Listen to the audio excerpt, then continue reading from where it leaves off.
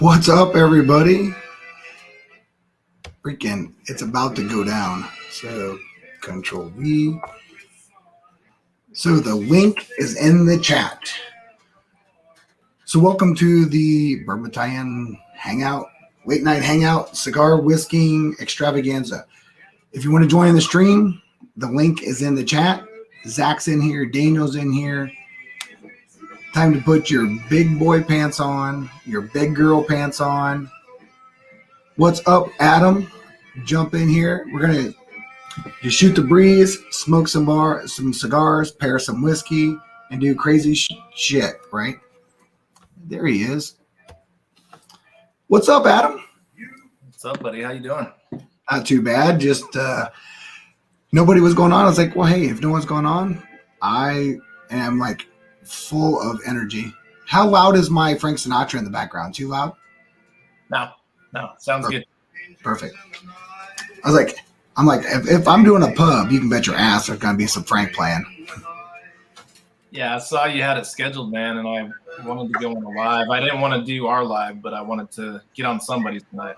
Yeah, but when I asked Mike, I said, "Hey, are you guys going on? You guys not going on?" And when no one was, like, hell, I'll go on. I was literally getting ready to do the my first stream, and in the process of it, Zach's jumping on. What's up, Zach? You freaking glorious backheaded, wearing fucking long-haired hippie. What's up, Zach? What's going on, Adam? How are you, buddy? Good. So I'm going to do some Smoke Wagon Uncut Unfiltered, and I'm on batch 31. And then Zach will tell you, oh, Iron Root fucker. Yeah, that's some good stuff. So what is this cigar I'm got ready to have, right? That is the Ezra Zion Blessed Leaf 2021. It's a banger, man. Well, it smells amazing. I've been literally just like, you know what it's like? It's a light Maduro, right? It's not like a deep Maduro, but it's still not a. Well, that blend comes out swinging. It's a lighter wrapper. Yeah. But man, that one is definitely a medium full. Awesome. I'm looking forward to it once I figure out what the hell I did with my lighter. I couldn't find. Look at the big winner tonight. The big winner tonight, fucking Tony Two Toes. Tony, what's up? Yeah, dude, I couldn't find the same one you're having, so I grabbed one of the others. But look at that thing. Oh yeah. Now is that a double Maduro? Oh, dude, man, I can't even remember which one this is. It's either a double Maduro or a Negro, right? It's got to be one of the two, because it's too dark to be a Maduro. It's got to be or it could be a San Andreas. It could be San Andreas. That San Andreas is nice and dark too, so they're pretty dark. But you know, he's got the little tie on there, you know. What are you guys sipping on tonight? Adam and Tony, what are you guys drinking? So I just grabbed my first pour of the night, some Calumet 14. Oh yeah, you know what? I'll tell you what. Calumet did some hitters on their late ones. You know, like their older ones. The 14, the 15. Me and the Gunny had the 15 the other day. I had down at Schwang's, but we had it together the other day. They're fucking good. Yeah, I haven't tried that 15 yet, but I do love the 14, and I'm definitely going to get the 15. That 15, you can buy that 15 here all day long at MSRP. I think Ludwig has one for me already. Because nobody here knows about it yet. That's actually awesome. I'm in a Knob Creek store pick. Nice. Yeah. That's my last pour for the night because I'm about to go to bed. Yeah. Right. Clint's in here. You're reeled in on here, buddy. Clint's in here. Big League Bourbon's in here. Adam's like, oh man, come on, man. I've heard the stories. I wasn't a witness. I have heard the stories. It's okay. I generally just sign off before that. Yeah. Hey, Big League, I said that you had a Calumet 15 for me, I think. Unless the birds start chirping and you're still going strong, and then it's just like that, oh no, it's like 5 a.m. Oh, it's happened before. I went out to like noon at one time on Ken's stream. Yeah, Fucking well, Ken. that's the thing, right? The other night when we were on forever, didn't even notice it. Yep. And we have some very signature birds that start chirping at like right before daybreak. And I was on there and I was like, Zach, do you hear that? And he's like, what? And I was like, the birds. I say, oh my God, it's got to be sunrise. He's like, what? Well, Yeah. I have a Yeah, whole I'm different like, setup that's right gonna now. go to work. Yeah, I just changed my whole setup, so I have to have the headphones. I'm putting on new audio cables to Hey, get my Tony, surround since you sound. have headset on, is my Frank Sinatra too loud for you? No, not at all. So it's okay in the background. Yeah, man. really Yep. light. Eric Thompson, greetings, fellow whiskey tribers. John T, cheers, buddy. Ken, what the fuck, Ken? Mr. Stahl, you damn right there's a bunch of sexy fucking studs in here. Some of us have long hair and like rubbing our nipples. Some of us have like hair we like. Hey man, apparently I have the hair for all three of y'all. Well, I have the same amount of hair on my ass, so it's all good. I'm just allowed to show mine. Yeah, you know what? I tell you what, I can get my beard to match. There you go. I can grow my hair out. Okay, you know what? You're gonna push me. Listen, hold on, really quickly. Daniel's one to talk, right? Until he gets his ass in here, he can't talk any shit tonight. Right, Daniel. Yeah, Until he gets his ass in here, that's right. you know, puts away the peanut butter. Yeah, we've got to get the peanut butter and dogs and- put away, for God's sakes. You know that you shouldn't be doing that in a church parking lot anyway. I mean, you're literally in a church parking lot. That's not okay. Hey, Daniel, I'm gonna finish off that sample you sent me, buddy. Ooh, that was a good one, isn't it, Adam? Yeah. Hey, listen, that's really good. Me and Shane But, did but you know what? single For barrel. the price, for that, Oh it yeah, was so damn thin. Like Yeah. I go back to like, okay, you paid like, you could buy like almost, you know, retail, you could buy like 3 ECBPs, you know, for that. And it was like, I'd rather have the ECBPs. Love me It's that some limited, ECBP. the limited release. What's up, Schlong? Love me some ECBP. Damn sure. James Morgan.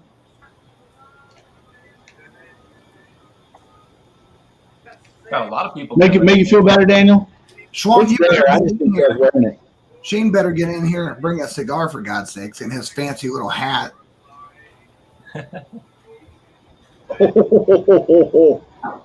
Why don't you just Man. pin that, Bobby? Oh, you know what? I guess I could do that, couldn't I? Sure. Hold on. Oh, you know what? That's such a pain, right? How do you do that in StreamYard? So you Bobby, put it- make you put it- me a wrench. I'll pin that. Hold on. No, I don't think wrenches can pin. I think Yeah, we can. Hold on.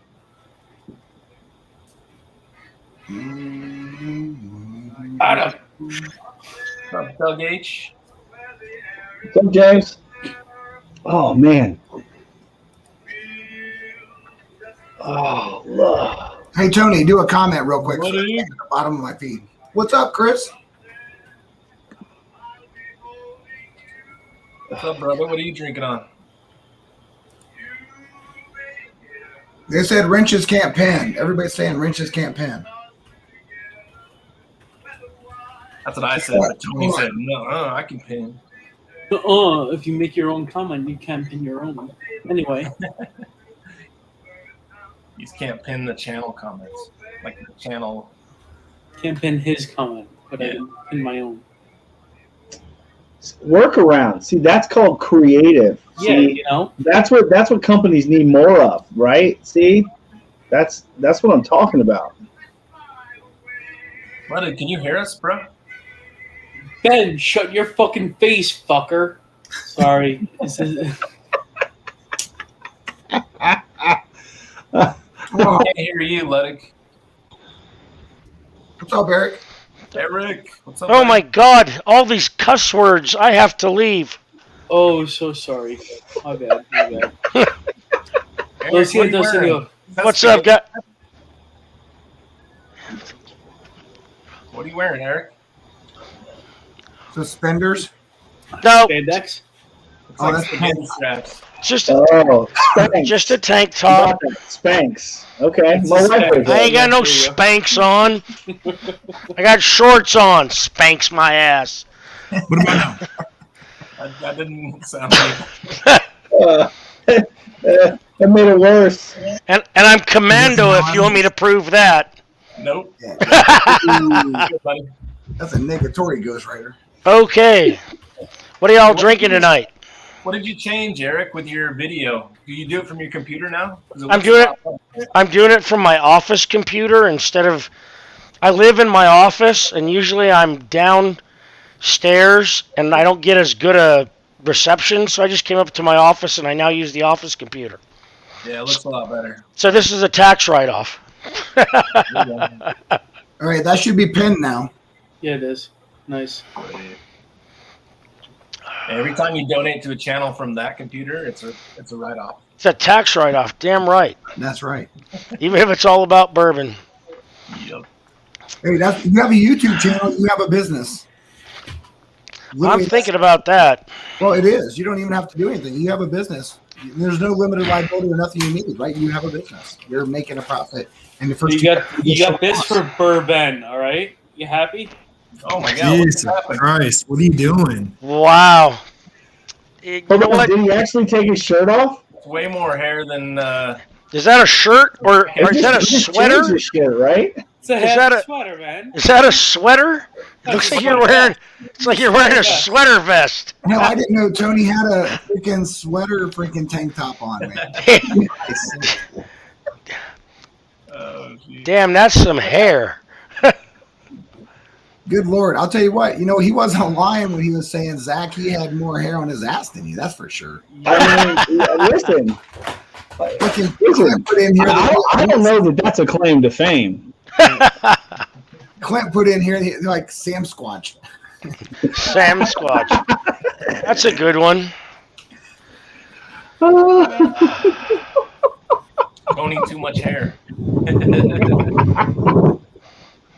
I don't lie You know when I what? say I'm Italian. Like, this shit is in my blood. Yeah. No, Mine- apparently it's on your ass. Yeah. Well, and my chest. It's all that gabagool you eat. Yeah, the gabagool, sure. That's Some what it is. gabagool. And the mozzarella. The mozzarella. Yeah, there's no A. It's just a L.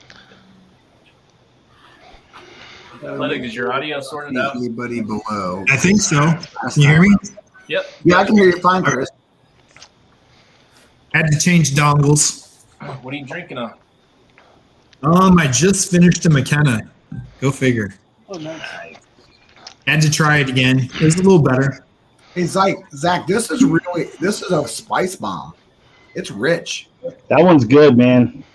You know What what are it's you drinking, funny, though? Bobby? It's not only just spicy, but it has like this really creamy undertones. What are you guys smoking? It's a fantastic blend, man. Yeah, It's got everything that you're looking for, man. So I have Zach will have to tell you it's like a lot of fancy things, but it's a Ezra something. It's an Ezra Zion. I know what that is. I'm a big cigar smoker. So it's an Ezra Zion Blessed Leaf. I'm a big cigar smoker too, but I've never had this. He's kind of a boutique blender down here in Texas. I mean, I didn't find out about him until he started showing up in the Pravada shop. So I was like, oh, that's some pretty cool packaging. Also makes pretty damn good cigars too. So I'm excited to try the root beer. That should be interesting. That sounds good. I know it's like the old school AMW like logo, like that kind of font. Just Does it mean the cigar is going to taste like root beer? Because I like my cigars to taste like tobacco. I mean, I don't know. I haven't opened that pack yet. I'm interested. I want to know. that's kind of why I bought it. I mean, number one, the packaging was freaking cool. It's that old AMW logo, but he looked me like Compass. But I don't know if you know. I know the Suburban Channel, right? I'm more of the Scotch guy. I drink all of it though.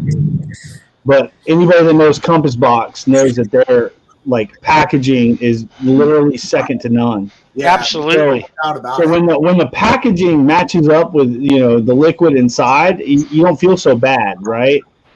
And these Ezra Zions, like there are people that don't like them, but there's also people that don't know what the hell they're talking about.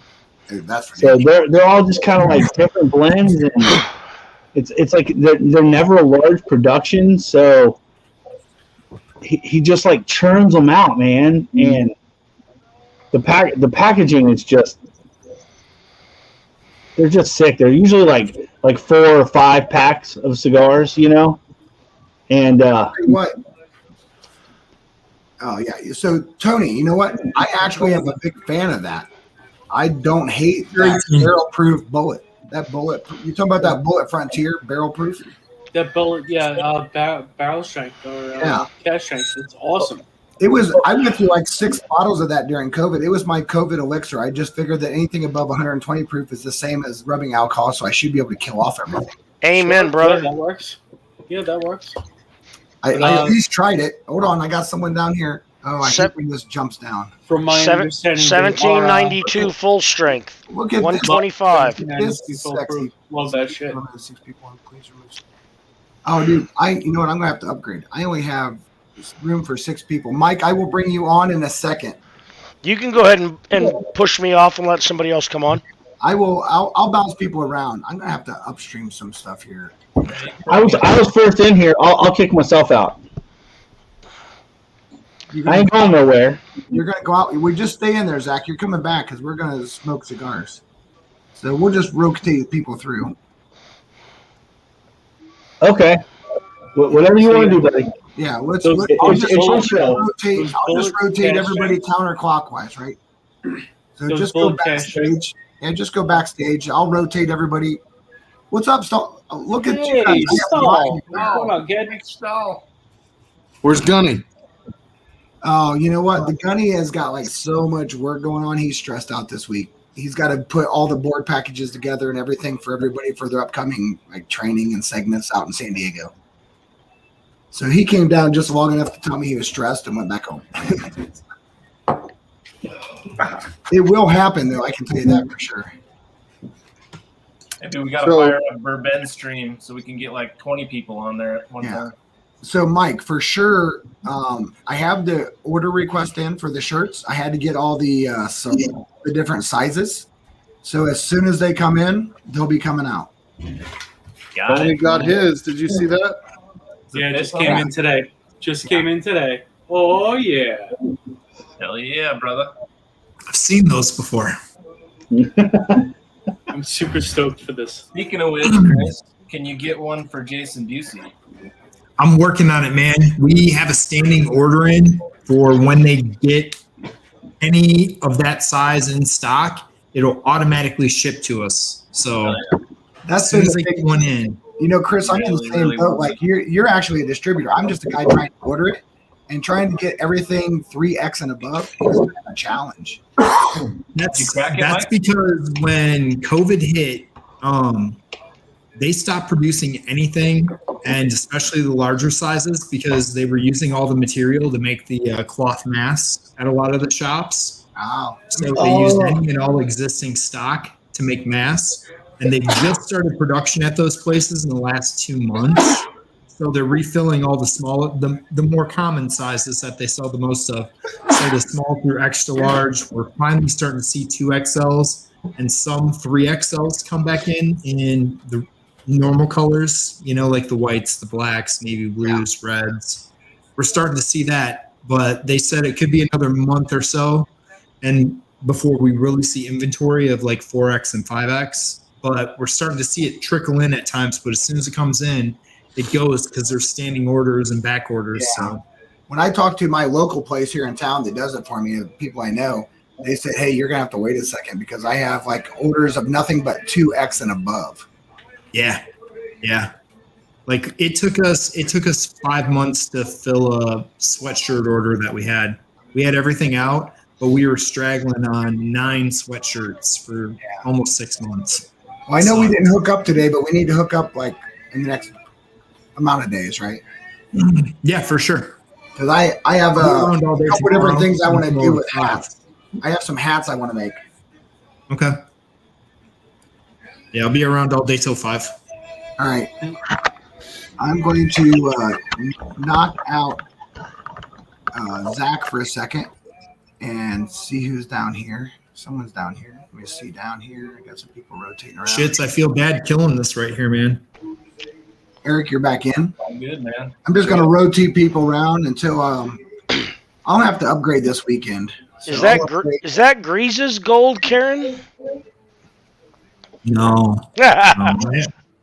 No. Adam made me get one of these back. Everybody like has ago. a gold blend now. Yeah, Stalin Adam made me get one. I don't yet. And I got a black one, a blue one, and a red one. I'm gonna kill that tonight, Stall. Yeah, that sounds good. 4 gate. Hell yes. Are you trying the Mash and Journey right now, Stall? No, I haven't popped it yet. Oh. I'm drinking Remus.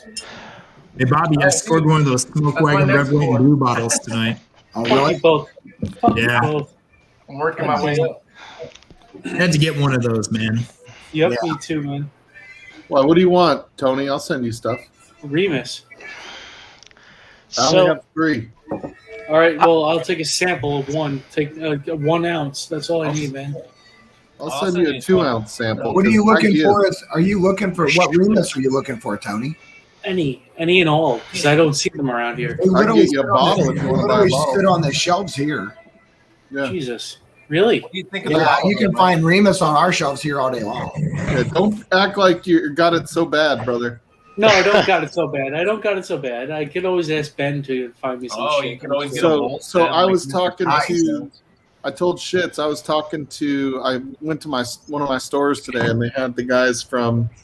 Guy was walking around with a Jim Beam polo on, and he was talking about what a shaft Colorado gets for everything. Really? I was telling Ludwig this too. So he Yeah. was saying like, the Donahoe batch or whatever, might drop soon. The new batch will drop in 3 or 4 months of Bookers. He was saying that they totally botched. They totally botched the other guy was the turkey rep. He said that there was a mistake in distribution for the Russell's 13. 13. Yeah. Yep. And so it only went to Denver. Oof. Oh And, no. Yep. So somebody, like, there was a mistake in the system or something, and somebody took advantage of it, took it all on to their stores, and so Northern Colorado didn't even get it. They said Colorado is one of the larger, not the largest, but one of the larger, consumers of whiskey. Hmm. But we have one of the lowest allocations. Really? So that we have some of the smallest allocated bottles. So like you see Booker sitting on the shelf in Chicago, which Ludwig and I were talking about. Here, it never hits the shelf. So that's what I was going to say.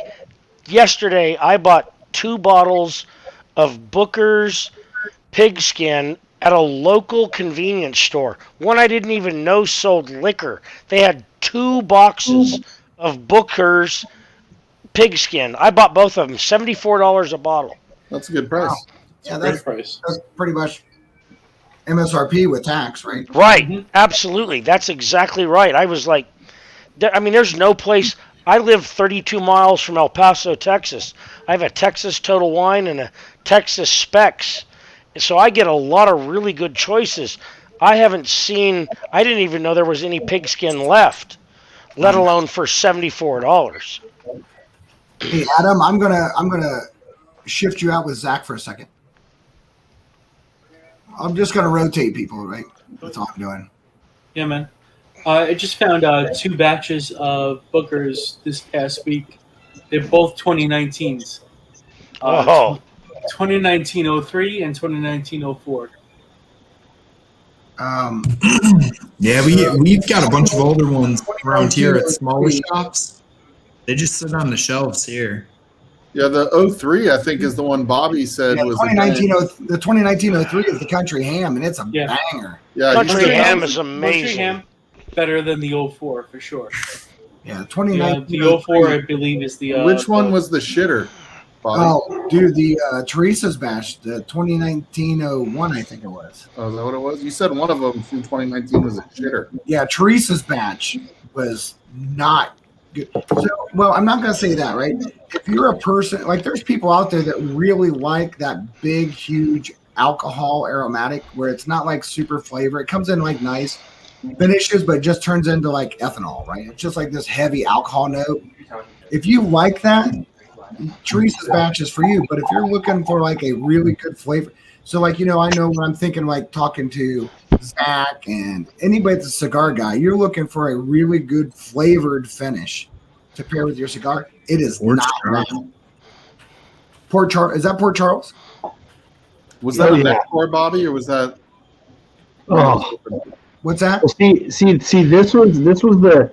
See, that's where everybody is like. Well, I wasn't able to find the Brooklotti 2012. The Brooklotti 2012 never came out, and they made it a Port Charlotte release. It was a peated release. So it was the 2012 release of the Isla Barley was a peated Isla Barley. So, Hey, Chris, I'm gonna shit you out for a second, okay? oh, Remove from the stream. anybody that drinks, you know, peated Scotch is like, oh, look at there. What's up, buddy? What's up, fellas? What's going on, You have Jason? everybody talking Scotch now, Jason. Jason! Look at that, Jason. Look. You know, I know. Oh, there's the Port Charlotte, buddy. I love it. This the Isla Barley 2012. Yeah. Jason, tonight's show was killer, man. You did a great job. Oh, I appreciate it, man. Yeah, I was really excited all week for that stream, and I did a lot of research, and I watched the movie twice in like 14 hours to to get all my questions ready. It was a lot of fun, man. Yeah, I bought the ticket. I'm gonna watch it later on. I'm telling you guys, that movie is it's an amazing movie. You'll love it. You compared it to Neat, and I think Neat's a great movie, so I hope it's as good. Yeah, it's got kind of that same, you know, look and feel where the cinematography is really rich, and it kind of goes through different stories throughout, you know, Scotch whiskey history, and then kind of diving into some specific distilleries and the makers and everything around it. It's pretty good. It's really, really great movie. Hey, Tony, I'm gonna sub you, bud. Sure. Just real quick, quesadilla, but Yeah, Jason, that movie is phenomenal. I watched it as soon as like they started releasing tickets, and I was scared that I wasn't going to get to see it again, so I bought tickets like really early. Yeah. And that was just Jim McEwen is one of the most engaging people I've ever witnessed. You know, you watch those events where he hosted, and you're just like, wow, man, you got a room full of people to stand up and do toasts, and they're all having a phenomenal time. Yeah, after we went offline, Greg was telling me that Greg McEwen, he literally watched him do an event, doing a tasting, and doing these long, drawn out toasts. And he literally had like grown men, like these big burly Scottish men in tears from some of this, you know, from just the passion he was portraying and putting through. And I think it's, you know, it's just a testament to what type of guy he is. And, you know, it was amazing. Yep. Let's see here. We'll bring in Adam's up there. So, yeah. So I know you don't do cigars down in the hooch, Jason, but a couple of us are like hitting some cigars. I know that I'm on the Balcones Grand Cru, but my cigar is Ezra something. I can never remember. It's the Ezra Zion Blessed Leaf. Ezra Zion Blessed Leaf. I had a wonderful cigar the other night with my Knob Creek 15. It was the Alec Bradley Pinkies Out, which was just fucking. It was delicious, man. Alec makes some great cigars. Yes, he does. I was sitting on my. It's kind of a medium cigar. It's not really super strong, but it went perfect with the oakiness of the Knob Creek 15. It brought out flavors in both sides. It was awesome. It was an awesome pairing. That's Yeah. awesome. So if you're looking for that like medium bodied, like really creamy smoke, look up Robert Caldwell's new company that he did with Henderson Ventura called Adventura. Okay. So it's like a play on adventure. And man, I'll tell you what, that is the creamiest smoke I've ever had. Yeah. No, I'll tell you. So what is it? It's an Adventura. What is it? I think I got the adventure. It's either the adventure or the explorer. What is it coming? Is it coming in Robusta, Maduro? What is it coming? This one, I think it was like a Corona Gorda, which is a smaller ring gauge, but like about 6 inches long. Nice. Okay. So it's like 46 by 6. Sweet. Okay. Yeah, I'll look out for that, man. I'm gonna write that one down. Hey, Eric, I'm going to. But really, truthfully, anything Robert Caldwell does is typically medium bodied because he doesn't like a true hit you in the face full flavored smoke. So any Robert Caldwell product you'd probably be really happy with, and a Robusto is a fantastic size for any of his blends. Yeah. Are you driving, Cheech? I'm about to hit the road. Uh-oh. You out hunting? Cheech on the road. Are you on your way back? I'm on my way to Kentucky. Yeah, he's on his way to Louisville. Cheech, you're going to Kentucky? You're on your way. Where? Hell yeah. Cheech, where in Kentucky you going? I'm going to Bullet for a pick. Oh, you doing a pick at Bullet? Wow. Yeah, I'm going to meet Wait, dude, HBR and J Pitt. Dude, aren't you in California? I'm in Florida. Oh, you're in Florida. Okay, not bad. 12-hour drive starting now. That's not terrible. Wait, I'm going to be there for 6 hours, and I'm turning around and coming back home. God dang. Good for you, man. Good All for right, you. Guys, I could drive for 12 hours in Texas and never leave Texas. That's true. Cheech, as someone who just picked a Bullet pick, Yeah. don't just settle for the first 4 pours they give you. No, I think we're going to go like 20 barrels deep. Ask them for the extras because they're always hiding some 11 and 12 year shit in the back. Yeah, I think we're looking for 12 or over. All right. But it's more HBR's pick, but he invited me, so here I am, about to haul ass on I-95. Right on. Safe driving, man. Yeah, I just wanted to check in with you guys because I'm going to be driving all night. Heck yeah, safe travels, Cheech. So anybody who wants to join, give me a call after this. That'd be great. Hell yeah. All right. Hey, Bob, Anyone free who up my wants to keep slot. me awake so I stay between the ditches, I'm good to go. Yeah. All right, I got to drive. I'll see you guys later. All right, Stay safe, guys. All right, later. God dang. Now, I wanted Cheech going. I know he's going up there to do that pick, so that's a lot of fun. And there's a lot of cool things going on. Yeah, the bullet picks are fun, man. It's interesting how because it is Four Roses distillate, but it's interesting how they brand it differently than Four Roses does. Oh, Four Roses has a very distinct way at how they break down their yeast strains.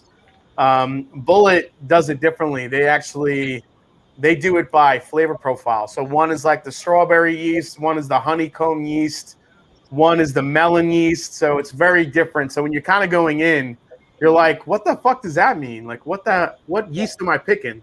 Yeah. But it's interesting. For the Mash and Journey Club, we got 2 11-year picks with the same yeast, but they're both wildly different. They're awesome. Hey, Zach, I'm going to sub you real quick, bud. Yep. I just rolled through. So I'll tell you, Jason, the thing that's I'm excited about is that, I know that you know who Magnolia is, right? But they're uncut, unfiltered, high 45% wheat that's going to drop in September. Yep.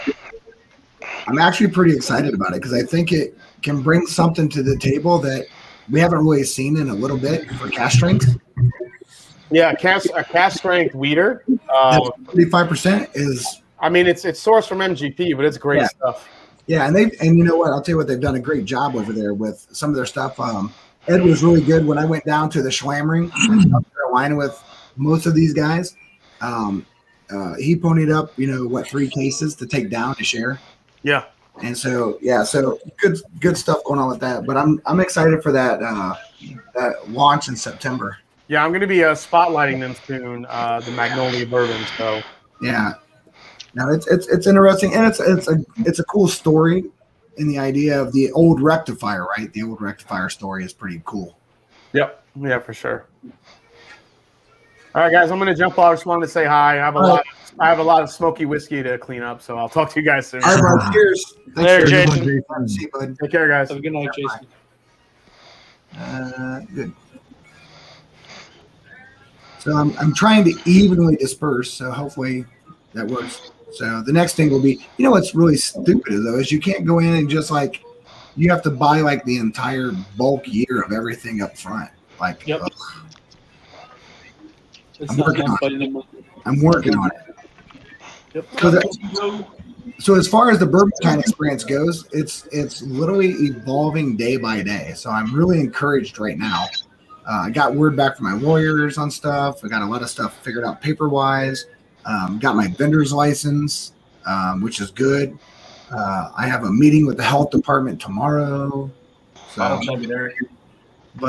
it's evolved from the idea that it's just going to be a bourbon Italian whiskey tasting experience to a bourbon Italian whiskey tasting experience whiskey bar.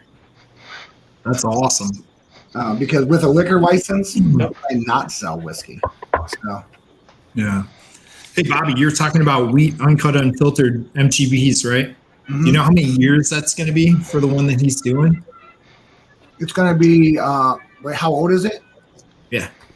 It's, I think it's going to be right in the middle between 4 and 5. It's going to be more than 4 years because when I went down as their ambassador and talked to them in the beginning, I told them to hold it past 4. And so they have been. Nice. So it's going to be at least 4 year.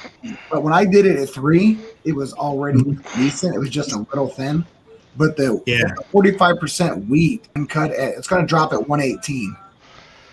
Okay. I just picked up a 10-year MGP cask strength, and it was 127. What was the mash bill? It should be the same. It's the high wheat one from MGP. It should be the 5145.6, right? Or 4. I think so. Yes. 5145.4. Yep. Yeah, but I'll tell you what, I tried it at 3 year, and it was still really freaking good.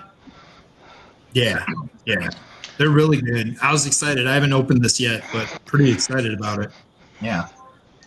No, and it'll be good, because I think Ed's trying his best to do a good job down there, but it's hard when you're opening up stuff like that and trying to get a footprint, and if you don't have some big people, you're sending out samples, and if no one's showcasing it that has a lot of viewers, it's a hard deal, and I do everything I can do, but I'm an instructional site. I'm more of an instructional kind of teaching.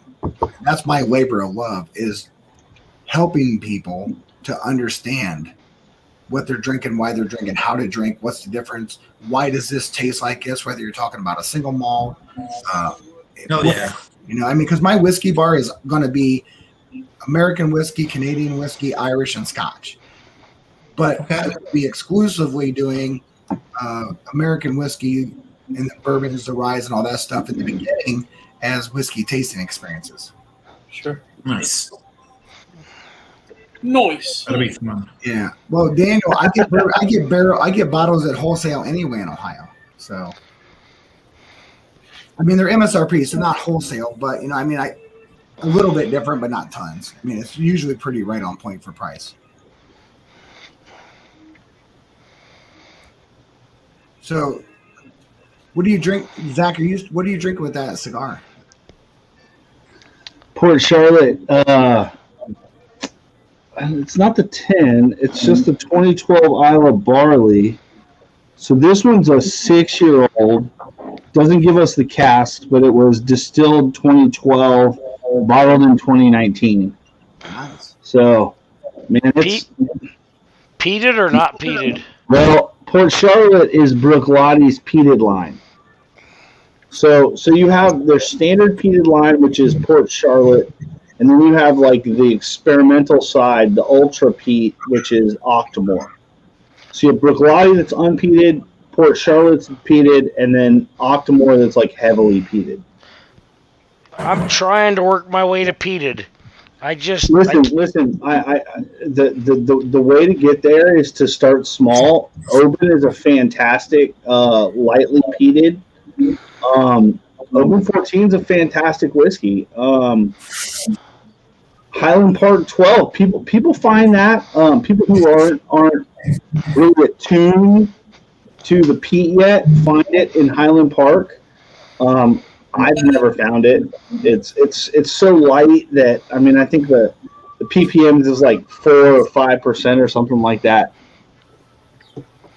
But if you can find them, independent bottlers of say like an Ardmore is a fantastic way to get into peat because it's the peat without all of the medicinal notes to it, which is what turns listen, you can get bourbon drinkers there, but it may take kind of acclimating their palate to peat before they end up there. All roads, yeah, go ahead. Peat before Band-Aid. As a straight bourbon drinker and maybe some whiskeys, what would be a good introductory peated Scotch for me to try? I think you should go with like something that like Jason mentioned on the live stream earlier is Balvenie Doublewood.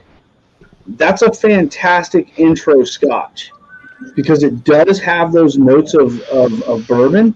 Sure. But you can even take a step back and go, well, maybe I don't want to spend, $65, $70.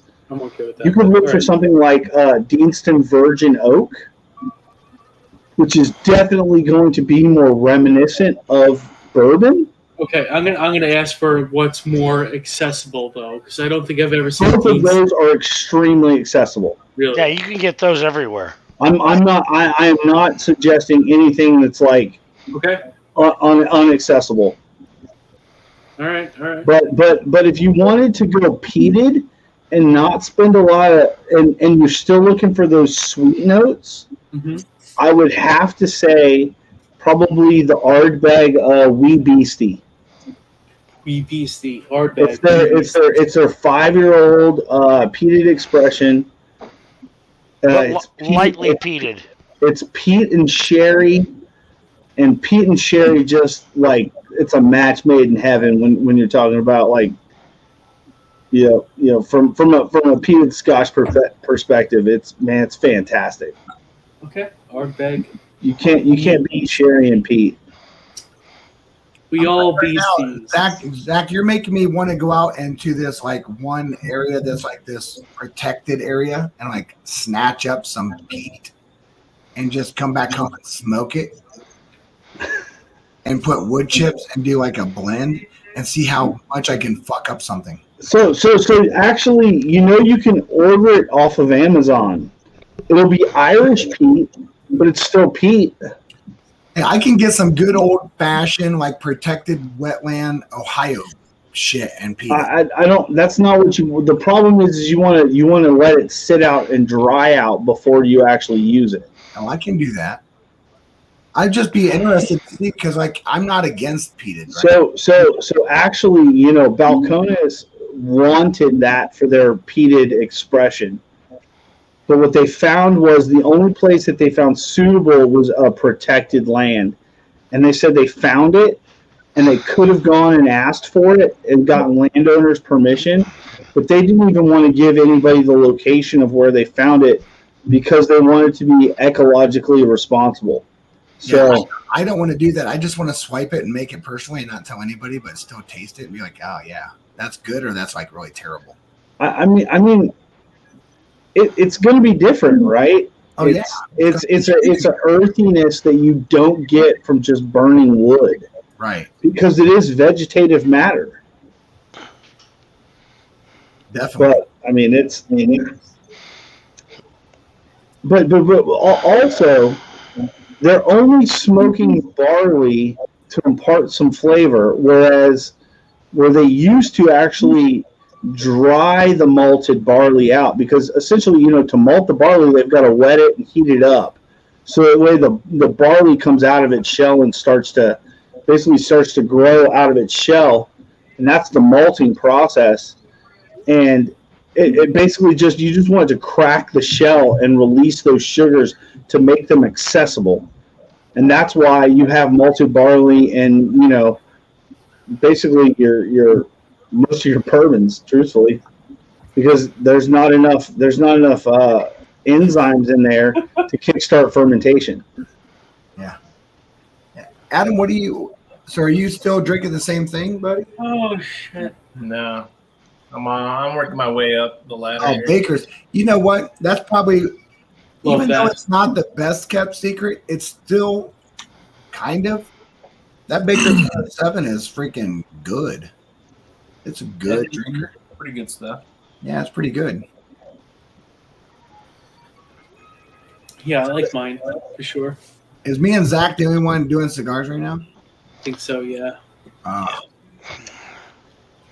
Sorry, I'll tell I'm you what, indoors. got to the point that I was supposed to only ever have cigars outside.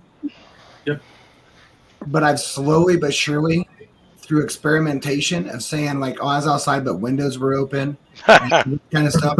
She's slowly but surely getting like I'm acclimating her to not really being able to notice.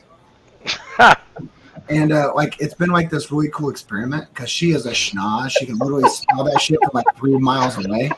And she's like, "Were you outside that bathroom window open again?" I was like, "Yep." So, man, I'll tell you what. You know what? The midway down on this Ezra whatever. Just because I don't know why I can't get up with it, but it is midway down. It changed completely. Ezra Zion.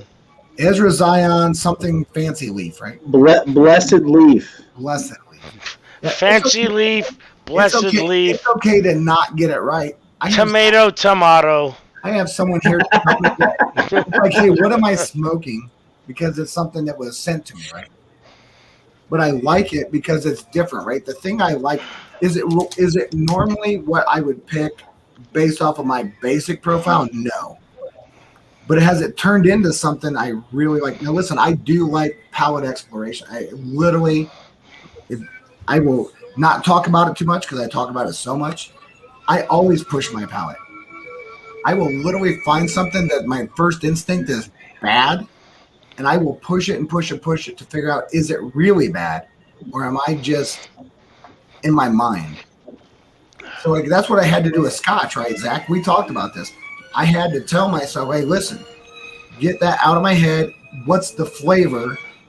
And get over everything else and start. So like everybody here has drank a beer at some point in life. And you remember the very first time you drank beer. If you tell me the very first time you ever drank beer, especially if you're a teenager and you thought it was amazing, you are a stone cold liar. No, it was definitely not amazing. It was a. It was 20 definitely ounce. not a teenager. Disgusting. And thank you to my grandpa for giving me Coors Original. And I was probably like 6 or 7. Yeah. But yeah, I loved it from the first get go, man. I'll tell you what, Adam. That is what my grandfather had, and it's what turned my brother onto cigars to begin with, which started my cigar journey. My dad got me an A&W little bitty kids mug, and he used to fill that with Olympia Gold beer, and so I drink that and go to sleep, and that's what made me a beer drinker. And Oli Gold was good beer if you realize that Budweiser and Coors had corn or rice in them. Oli Gold was just grain. It was just like, it was barley. They didn't have, there was no corn and there was no rice, and it was a great beer. And that's probably when I was like 5. I've been drinking beer since I was 5.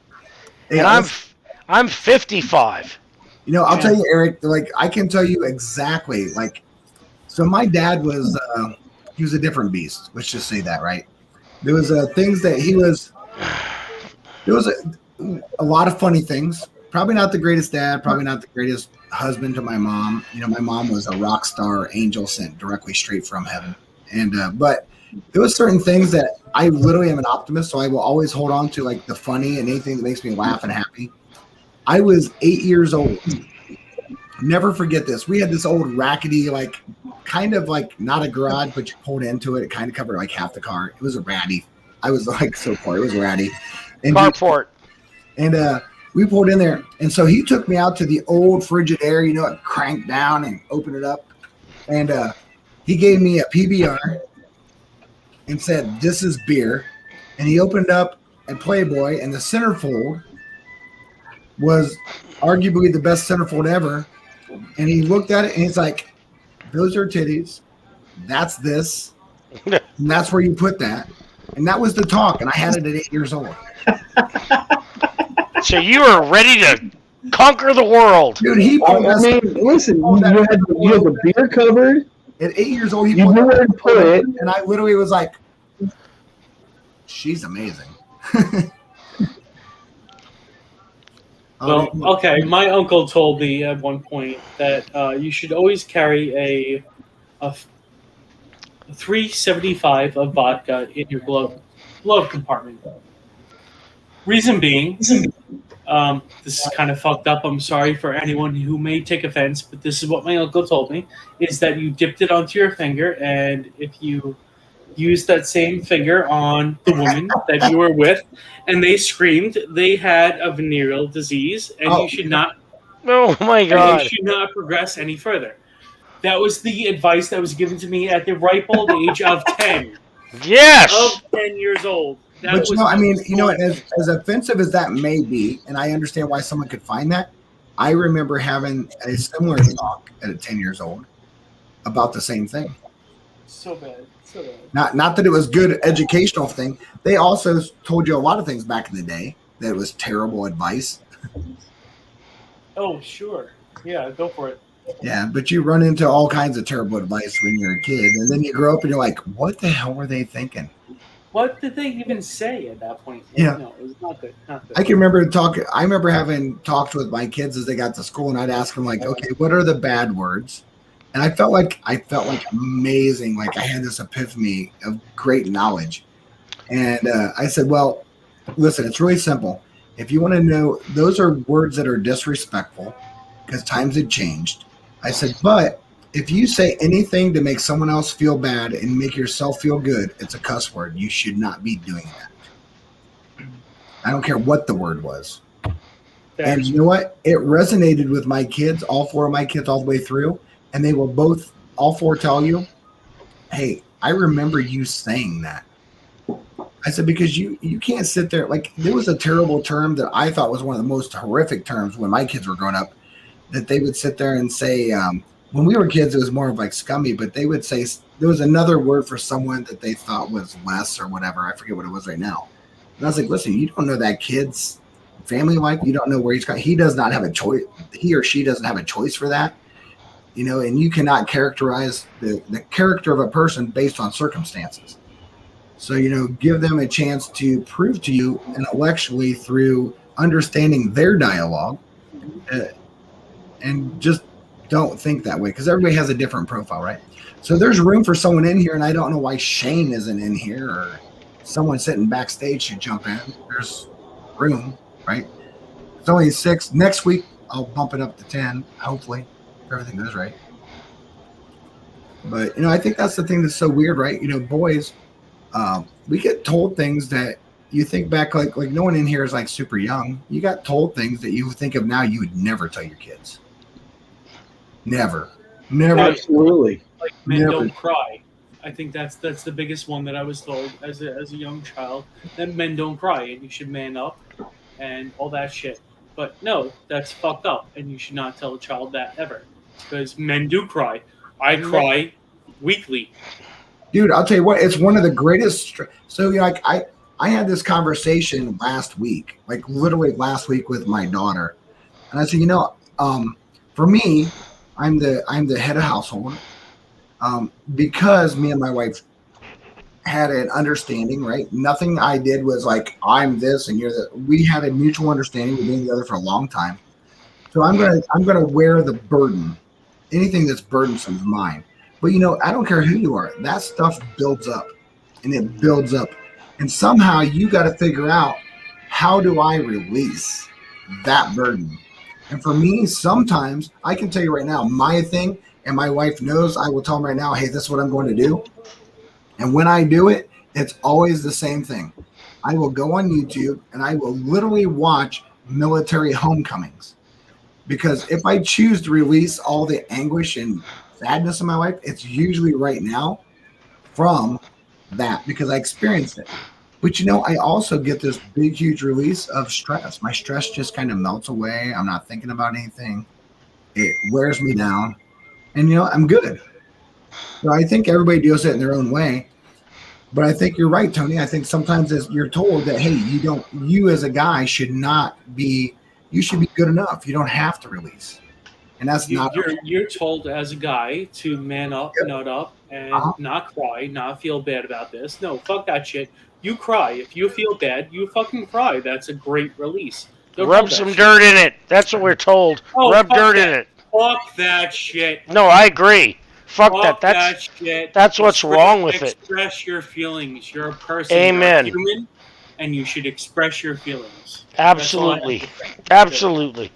I agree completely. And as you get older, right, Eric, you know this.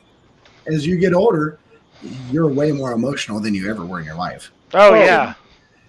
You're literally like, someone walks up to you. It could be something stupid on a bad day. So like, hey, man, how you doing today? It's like, no, I'm good. I'm good. I'm going to have bourbon and cigars. I'm going to talk to Zach, and it's going to be really good. But there's nothing wrong with that, right? No, there's nothing wrong with that. We were very fortunate. Do you guys, I know you do, but let's just reiterate the fact that the YouTube community, how blessed were we in 2020 to have each other?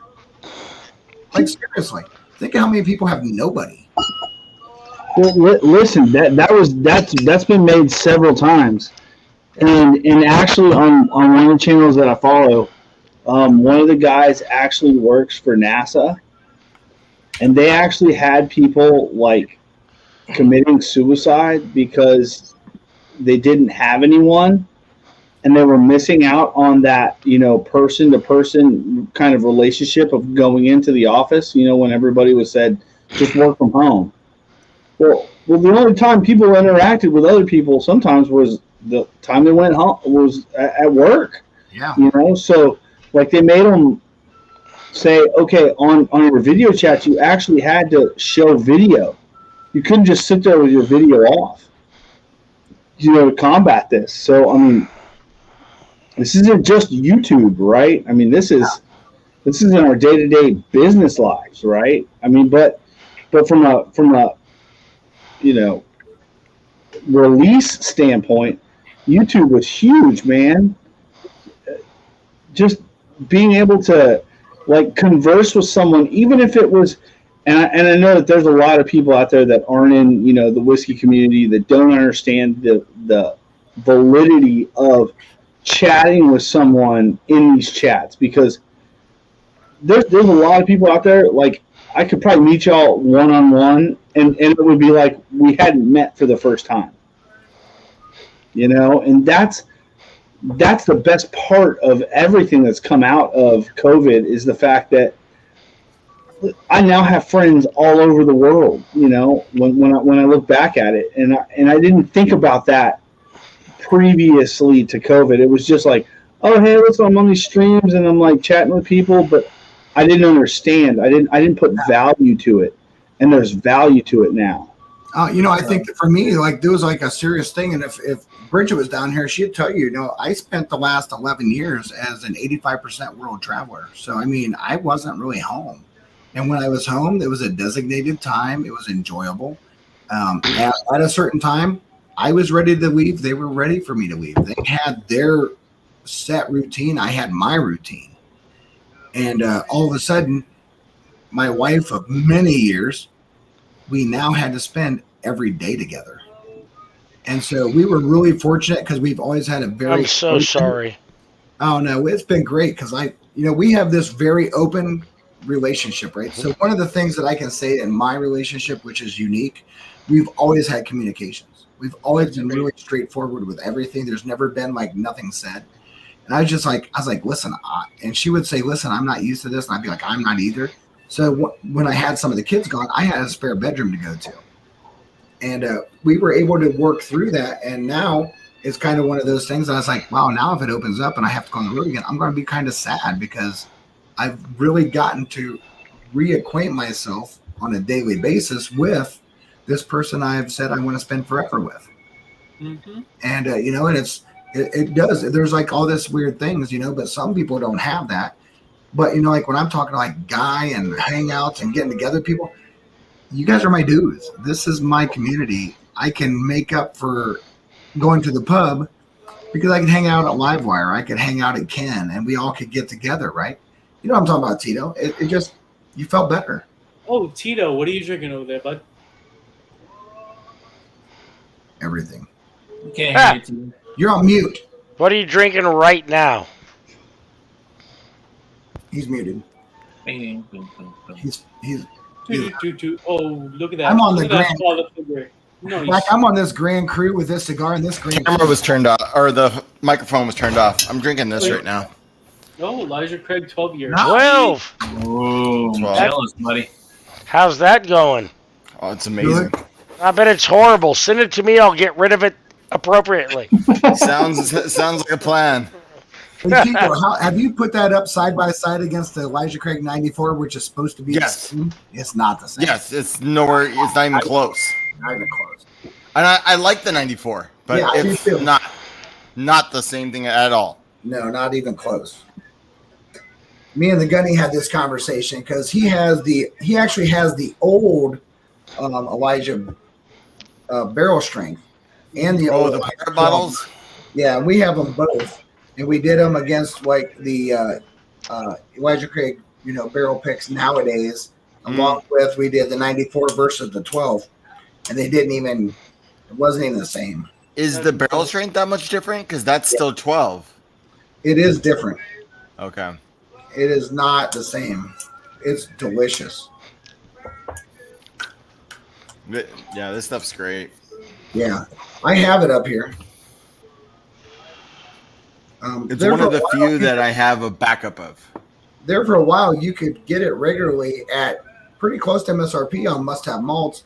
And then it surely wasn't me because I'm not big enough to matter, but I did notice and mentioned it one time. It's like, oh, if you're looking for it, it's there. And then boom, it was gone. And I was like, fuck. No, this was a local store, had them in the back, didn't realize it, pulled them out. They're 1.75s, and they were $50 a piece. So I was like, Damn. Local work. store where? Oh, yeah. Right down. It's the store I go to all the time, down the street from me. They had two on the shelf, and I grabbed one, and it's like, just take them both. Well, I'm going to jump on that with you. All right. The only pirate bottle I have is currently my infinity bottle that I have going on. Turn it. I'll send some samples out if you guys haven't tried it. I have zero issues with that.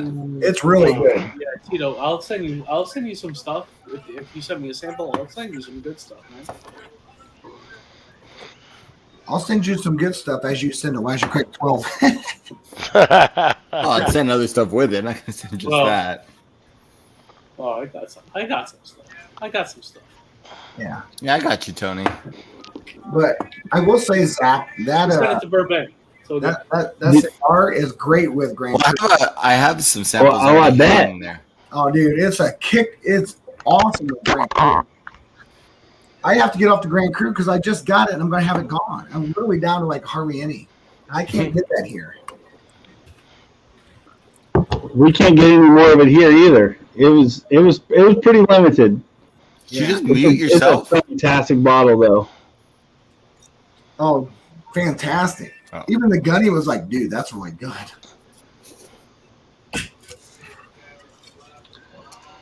All right, gentlemen. My wife just sent me a text and said I'm being too loud, so I'm gonna head out because she does have to work tomorrow. So I'm not going to burn all of my bridges. I'm glad you enjoyed that cigar, Bobby. It was fantastic. I do owe you a package in the mail, so don't even worry about it. I'll get that out as soon as I can. All right, man. No worries. But gentlemen, it was a pleasure. Cheers as always, man. Cheers. Y'all have a good one. All right, man. I'll talk to you. Cheers, brother. Yep. All right. Well, we got 2 open slots. Ken should be almost done at work, being as though it's like noon for him. Yeah, right. noon for Ken. He should be hopping on soon. Boy, there's so much aromatics on that Elijah 12. Well, that's if his internet's back up. Or has anybody talked to him tonight? He was on here chatting. Okay, or was he on his phone? Story. He told me he just told me he was doing work, so he must have. Okay, then it's probably back up because his stream ended because his internet went out. All right, I'm gonna be back. I'll be right back. All right. Yeah, no, I'm digging on this Elijah Couture, but this cigar is like a bomb. There's no doubt about it. It's really good. It's a spice note in the beginning that lightens up and turns into like a really good creamy Maduro.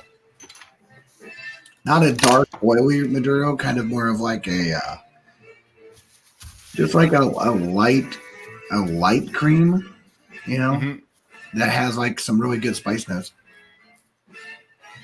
Shuang, why aren't you on here? You know, I know you have someone there, but it's 12 o'clock. I'm sure they're still not there. Come on, Shlong. I'm not in my feels. I didn't say anything. Listen, we cannot talk about feels, you freaking big-headed monster. Fucktard. No, I love you. I love you. Yeah.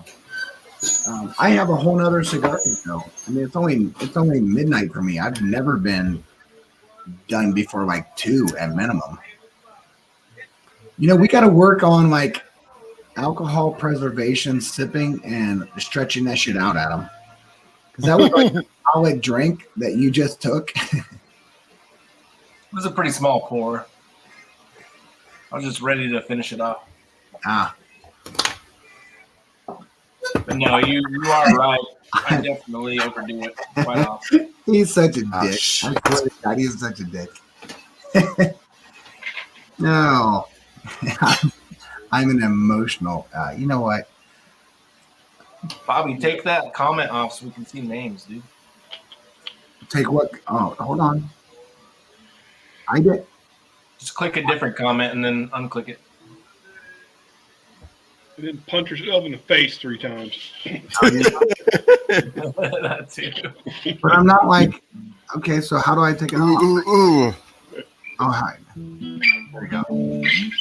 I'm an emotional robot. That's what I've been missing. I can turn my Frank off now that I got like Schwank. Ooh, Frank. Why would you turn Frank off? Don't do that. I didn't actually turn it off. I just make you feel like I liked you better. I know you like me better. That's all right. Hey, nothing better than someone has to. Shower sessions are the best. Was that a group whiskey tube shower? That's none of your business. You'll know when you need to know, Tito. By then it's too late. When you get invited, you'll know. Oh, now I'm just sad. We're back to the crying now. Feel left out. Oh, you'll be crying. Nothing better than seeing how much water beads off of Vaseline on chest hair. Here we go, Daniel H. Oh, Four Roses 20. Hey, listen, Four Roses LE is good shit. Shane, he's on the Four Roses LE. Oh, that's a good one. I've got a store trying to get that for me for this year's. Are you, we'll see if that pans on out. anything, Shane? I was going to pour some Lost Monarch, but I haven't done it yet. If you do, I'll finish this and go to it. What are you drinking?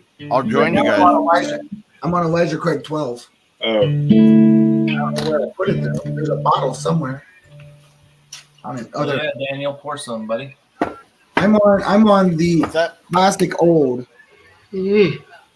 I let it sit so it's dirty. Watered down. Someone's like, it tastes like fruit color. No, I'm just kidding. So I'll tell you what, Shlong. I talked to Briston and said, hey, listen, the gauntlet has been thrown down, and you need to step up and like show your prowess. Actually, I think it's okay. So I'm just saying we're gonna have to do a blind of chocolate chip cookies. Area looks like a science experiment. Yeah, I need to clean up. There's no doubt about it. My youngest daughter can make some cookies that will rival Jen's. Wow. I'm down. We're gonna have to have like a send out batch cookie showdown. And my saucy 19-year-old will be like, snap, snap, snap. Let's go. So, serious cookie challenge about to happen. You got a special guest there, Tito, coming on? I'm trying. It's not happening. Nah. Jump in and say hi. Jump in and say hello. That's right. Tell her to wave her hand in there. How about just a hand? Just a hand. Just a hand. That works. Hey, Mrs. Battalion's been in here and said hello. My wife doesn't get And she's like, if the hand comes in, it's just to give him a finger. Yeah, that's okay. I'll take it. I get that from Oh no, I think I embarrassed her. She's running. All right. So Mrs. Battalion, like Bridget, is actually building her own YouTube so that she can join the Women of Whiskeys. Oh, awesome. Oh, sweet. Look at you cranking up the pipe. I swear to God. My brother's been telling me, he's like, you need to get into pipe. And I was like, nice. My brother started out with pipes. Bobby, if you do, let me know. I'll send you a whole assortment of tobacco. All right. You might got like 2 to 3 lifetimes worth. So I'll be happy to send you a whole assortment so you can try all different things if you want. All right. Well, he's been on me about it. And I was like, well, so one of the cigar stores I go to, he originally started as like one of the OGs of pipes and pipe people. He was like, at least I wouldn't say world renowned, but he was very as a guy that was one of the best pipe curator, builders, repairer guys, whatever. That's what he started with. Now he's like a pipe and tobacco, but most of his store is still pipe. You don't find a lot of that anymore. Because not quite the demand for pipes as there is for cigars. If you look up in the U.S., if you look up Jeff Wall is like an old WAHL. No, I think it's WALL. WALL. Yeah, Jeff Wall. I mean, he was on the cover of like every magazine. He was in like all kinds of aficionado stuff. Cheech is trying to jump in here as he's on the road traveling. There's Cheech. Where you at, Cheech? You in Georgia yet?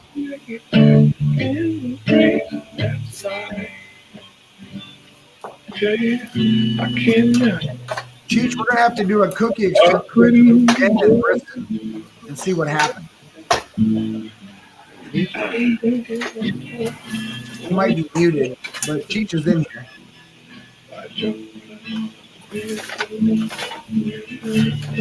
Oh, the Four Roses is banger, right? And I know a place that I can get the Four Roses single barrel. Joseph, what do you mean? What are we doing here? Like smoking cigars and drinking whiskey? Joseph, jump in here, man. There's an open spot. Burbank still has one of my my Four Roses, and I'm so pissed that he has not dropped it off yet, you fucker. But He said he was going to drink it. That son of a cunt. He's like, you know what? Fuck Tony. He didn't give me the other bottle he said he was going to give me, so I'm going to drink this. No, he didn't say any of that. No, it's all good. Even if he did, it's all good. You know what? It's just bourbon. Yeah, so Joseph said, what the hell are we doing here? Well, there was the post-match and drop. Nobody was literally hosting tonight because of some stuff. People wanted to jump on board hosting, but I was like, hey, you know what? I have a surplus of energy. So Bourbon said the asshole wants to live it. But Yeah, Joseph, jump in. I think the link Ben. I know you have cigars more than all of us could smoke.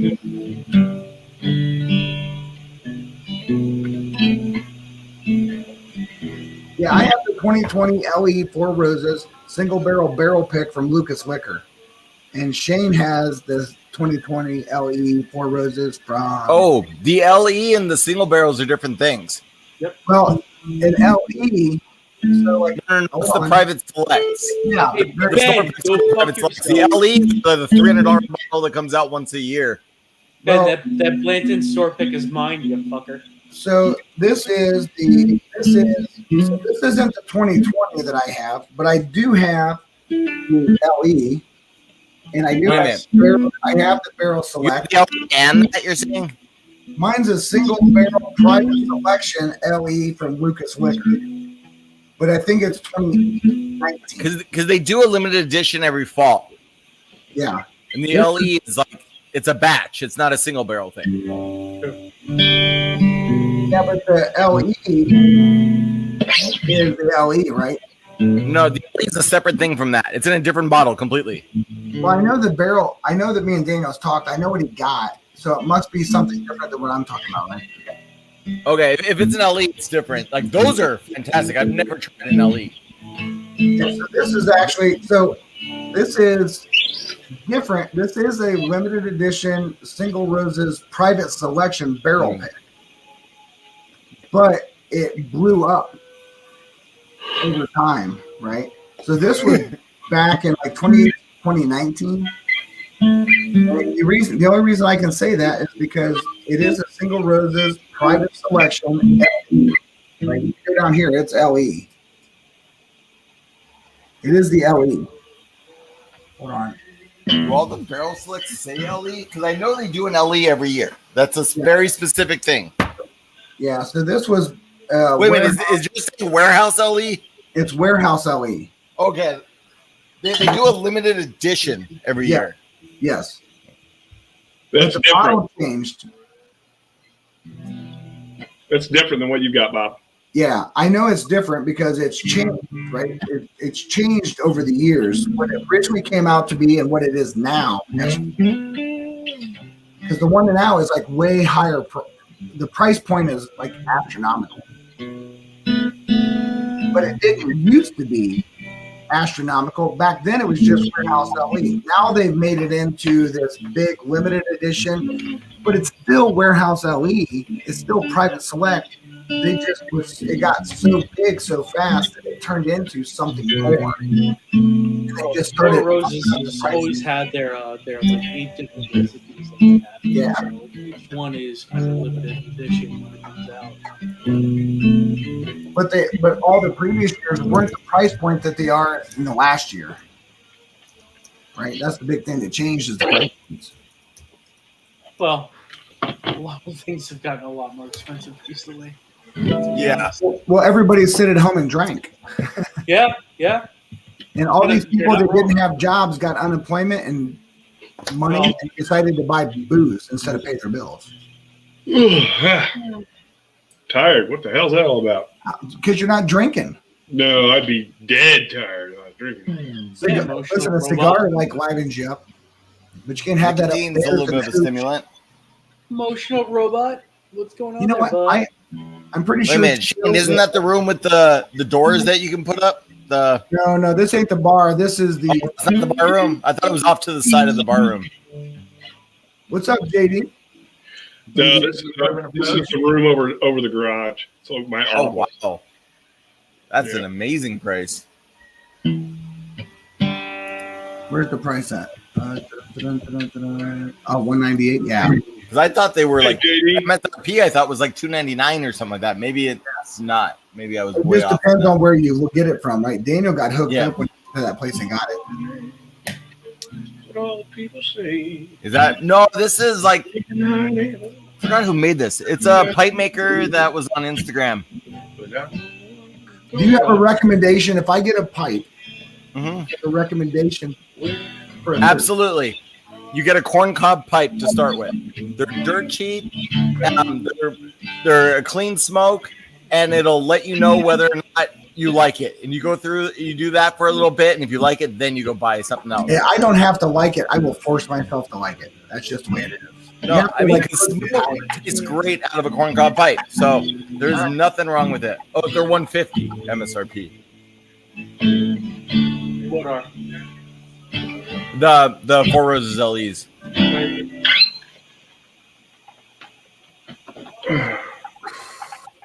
I have a couple Petersons. I don't know. I never reach for them that much. Joseph, you need to get in here and give us some cigar knowledge. Joseph Brazo knows more than we could hope to know. He's forgotten more than we know. That's for sure. More than I've forgotten. I'm literally going to make a trip down to Lexington just to drink and smoke with Joseph. And he's such a good dude. If you don't know Joseph, Joseph is definitely one of the good guys in the whiskey community that supports a lot of people. That's not what you were saying the other day.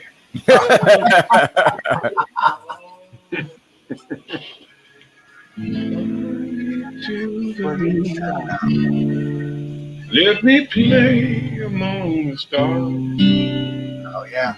Let me see what spring's like on Jupiter and Mars. In other words, hold my hand. Yeah, baby, kiss me. I think you scared him off, Bobby. What's that? You may have scared Joseph off. No, you know, it's late. You know, I get it. There's some of us that are all night people. This keeps going out. I don't know how many times I've been on with Adam and Shane and all you guys. And I'll get this weird second wind and I'm like, I'm good until 5, even though I have a 7:00 call. I don't care. I hate when that second wind comes right after you get off and you're trying to go to sleep and it's just, you can't. I don't try to go to sleep. I just give up. I'm just like, yeah, nah. So Cheech, where are you at, brother? Can you hear us? Sorry, you want to know where I'm at? Yeah, where are you at? You in Georgia? No, not yet. I'm on I-10 West. I got to go west before I can head north. Oh. I'm in the middle of fucking nowhere. Hey, are you taking I-75 north? Yeah, 75 the whole way after I get there. I'm 40 miles from Will you do 110 to? Are you going to hit 64 to hit 175? No, it's just 10 to 75 for me. The whole trip's 75. Yeah. So somewhere up there, your 75 is going to jump over to 71, right, to get to Louisville. Yeah. You'll hit Louisville. You'll have to jump over, where is that? In somewhere in that area? Sorry, I can hear. Ooh, sporadic. Yeah. All you hear is Shane. Yeah, just because my earpiece, that just cuts right through on the earpiece.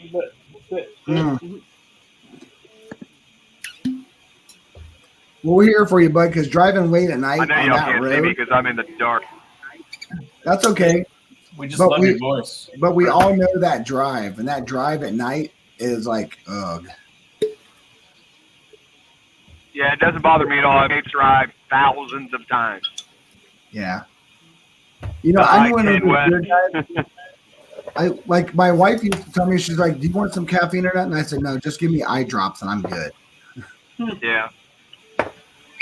I'm usually awake at this hour anyway. This is normal operating hours. Right. Yeah, but it's a 12-hour drive. You're not normally up 12 hours from now.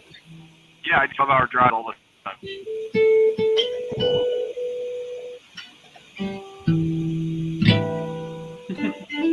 Yeah, so you'll have to give me some recommendations, Tito. I'm going to explore this pipe thing. Well, I'll let you explore because you're a smart guy. I'll let you explore on your own. If you want, I'll give you some notes with it. Well, I could up some aromatic stuff. I don't have a lot of that because I don't smoke aromatics. but I have some left. I'll give you some aromatic stuff, which is like the sweet smelling stuff, which usually my experience has been things that are pleasant for the people around you are not the most pleasant for you. And the things that are pleasant for you in pipe tobacco are not the most pleasant for the people around you. So I'll give you a little bit of both. The only time I smoke aromatics is if I'm in a crowd of people that I know don't want to smell.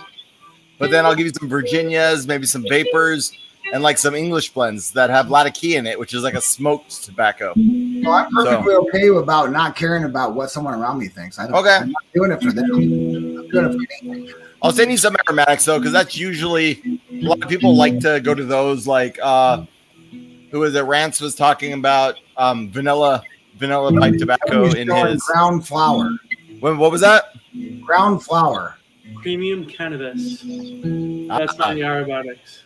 Ones that I go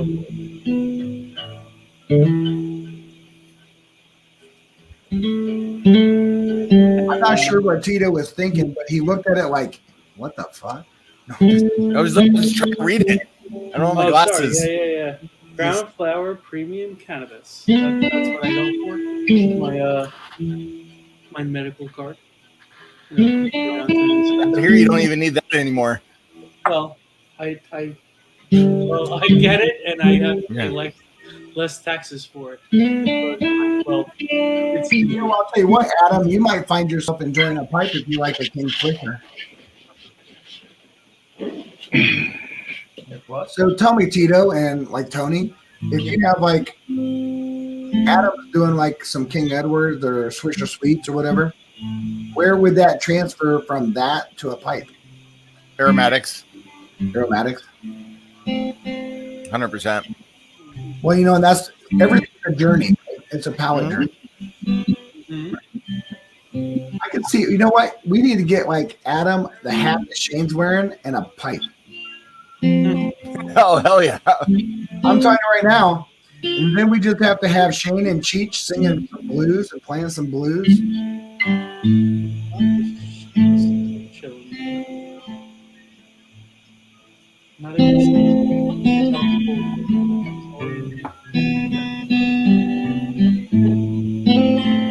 There's plenty of time to hydrate. It's like an hour after the stream's over, where you literally just pound a gallon of water. Liquid IV, baby. I don't even do liquid IV. I just like a gallon of water does it. Oh, and that'll hydrate you back up. Peanut butter, and you don't even know you had a cigar or drink the next day. I pound a couple of these throughout the stream, So if you're trying to get rid of water, if you ever try to get rid of like Tony and Tito, if you want to get rid of that smoky taste the next day, a tablespoon of Jif peanut butter does it. And Shane will back me up on this. 100%. See, I'm trying to stay paleo, so peanut butter is not on my. Not the peanut butter that Daniel uses with the dogs in the church parking lot. No, I get that. But if I'm going paleo, I have to go almond butter or cashew butter. Almond butter. Are you allergic to peanuts? No, I'm not allergic to it. For the paleo diet, you can't go peanuts. No peanuts. Really? Other things you can't do as well, like no rice, no grains. No, I get the grains. Why the peanuts? Peanuts they've been modified through their history, so you can't. Everything that you get has been modified. Almonds are not what they were. Everything, yes or no. Peanuts, a lot more. Bananas, a lot more. And, bananas, crazy, have been artificially selected. And corn, a lot more. Corn's, yeah. Yeah. But then that would mean no broccoli or cauliflower because all that's been artificially selected from the mustard seed. Dude, that would also mean like every person you've been around, everybody you know has been genetically modified through what they do. Yeah. It doesn't go that deep into it. It's just take the cursory, the ones that have been extremely genetically modified, such as corn, peanuts, and broccoli. Daniel's like sober tonight because he's funny, not like just saying garbage. That's funny, Daniel. He said Vermintide is not allergic to peanut butter either. He responds just like the dogs. Fuck.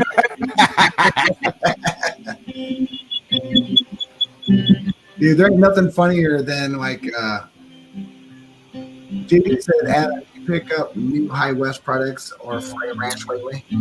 Oh, Adam, I got to try a Frey Ranch single barrel from Total Wine out there. I don't know where though in Nevada. I know that's where you were getting them before, and it was unbelievable. Like that, huh? Hey Shane, I got my dates off for July. Good. That's set in stone. Good. This is probably the funniest thing I've seen tonight. So kudos to Daniel for like throwing up something funny. Just like the dogs.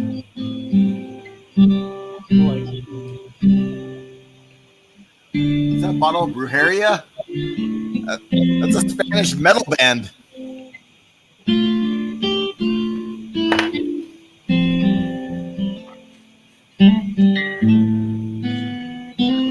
So Adam, how's work going? Good? Yeah, man. Everything's going good at work. Sorry, I'm just responding to people in chat. No. I'm just sitting here chatting. And, like, this cigar is lasting forever. I mean, this has like been a really good cigar. Like different from what I normally like, but really good. I like cigars like that. I just, time-wise, it's hard for me to commit to cigars, you know? Oh, yeah. That's why I do like the little ones. Right. So you might be more interested in getting like Lonsdale. Lonsdales are a little bit thinner. They're Or smaller. Lancero, right? No, they're a little thicker, a little shorter. Yeah. They're amazing. Yeah. That's what got me into cigars. That was the first size I got into. Lanceros and Lonsdales you can get through pretty quick, and they still have great flavor.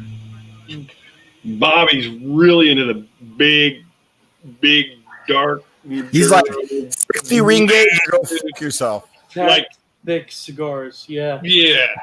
Huge. He likes everything in his life nice and thick. The ones that give a big mouth feel. Yeah, that's right. Lots of mouthfeel. A nice oily, creamy mouthfeel. I wish you were wrong, but I am definitely a 54 ring and above, and like a double Toro to Churchill. Yeah, that would be great. Okay. You get all the big ring gauges, I'll take all the small. But that's mostly because I'm perfectly happy with 2 hours in the sun sitting on my back deck with bourbon. Because I can work that into my day all day long. Why is this nuts? What's going on here? Oh, you guys are dick, but I want you. You know, I'm gonna hit you up for some pipe blends. Oh yeah. Yeah. We'll do it.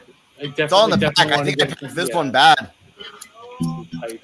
Hey, so like, okay, like on a weird question, right? So you see, like in here, Daniel had said, or Adam said, hey, he had a rendezvous ride finished in Malbec. We're talking about sherry. We're talking about ports. We're talking about this thing. Are any of you guys actually buying any kind of like wines just to get familiar with what that taste is? I started with wines, so I started there with the ports, with the sherries, with the Sauvignon Blanc, with the Cabernets. Like that's kind of where I started. So I have that as a base going into these bourbons finished in those casks. I actually went from wine finished in bourbon casks and wine finished in Scotch casks into my bourbon journey. That's kind of where I started. That's awesome. So yeah, I have that as my back flavor. Like I already know what it tastes like. Right, and I think that's a huge benefit because you have an idea of what to expect. Yeah. Yeah. I already know, like, what's going to be kind of that mouth drying feeling, that oaky feeling that you get from a Cabernet Sauvignon. You know, it is mouth drying, but it is still very palatable. Right. IPA. I'm waiting for the first person to throw out a whiskey and Mission Angelica casks. Mm-hmm. It's got to come eventually, but so Mission Angelica is the white port of the world, where port is a deep red. Mm-hmm. Mission Angelica is the white port. And, I'm really interested to be what that could. I'll get you some cans of it. Don't worry.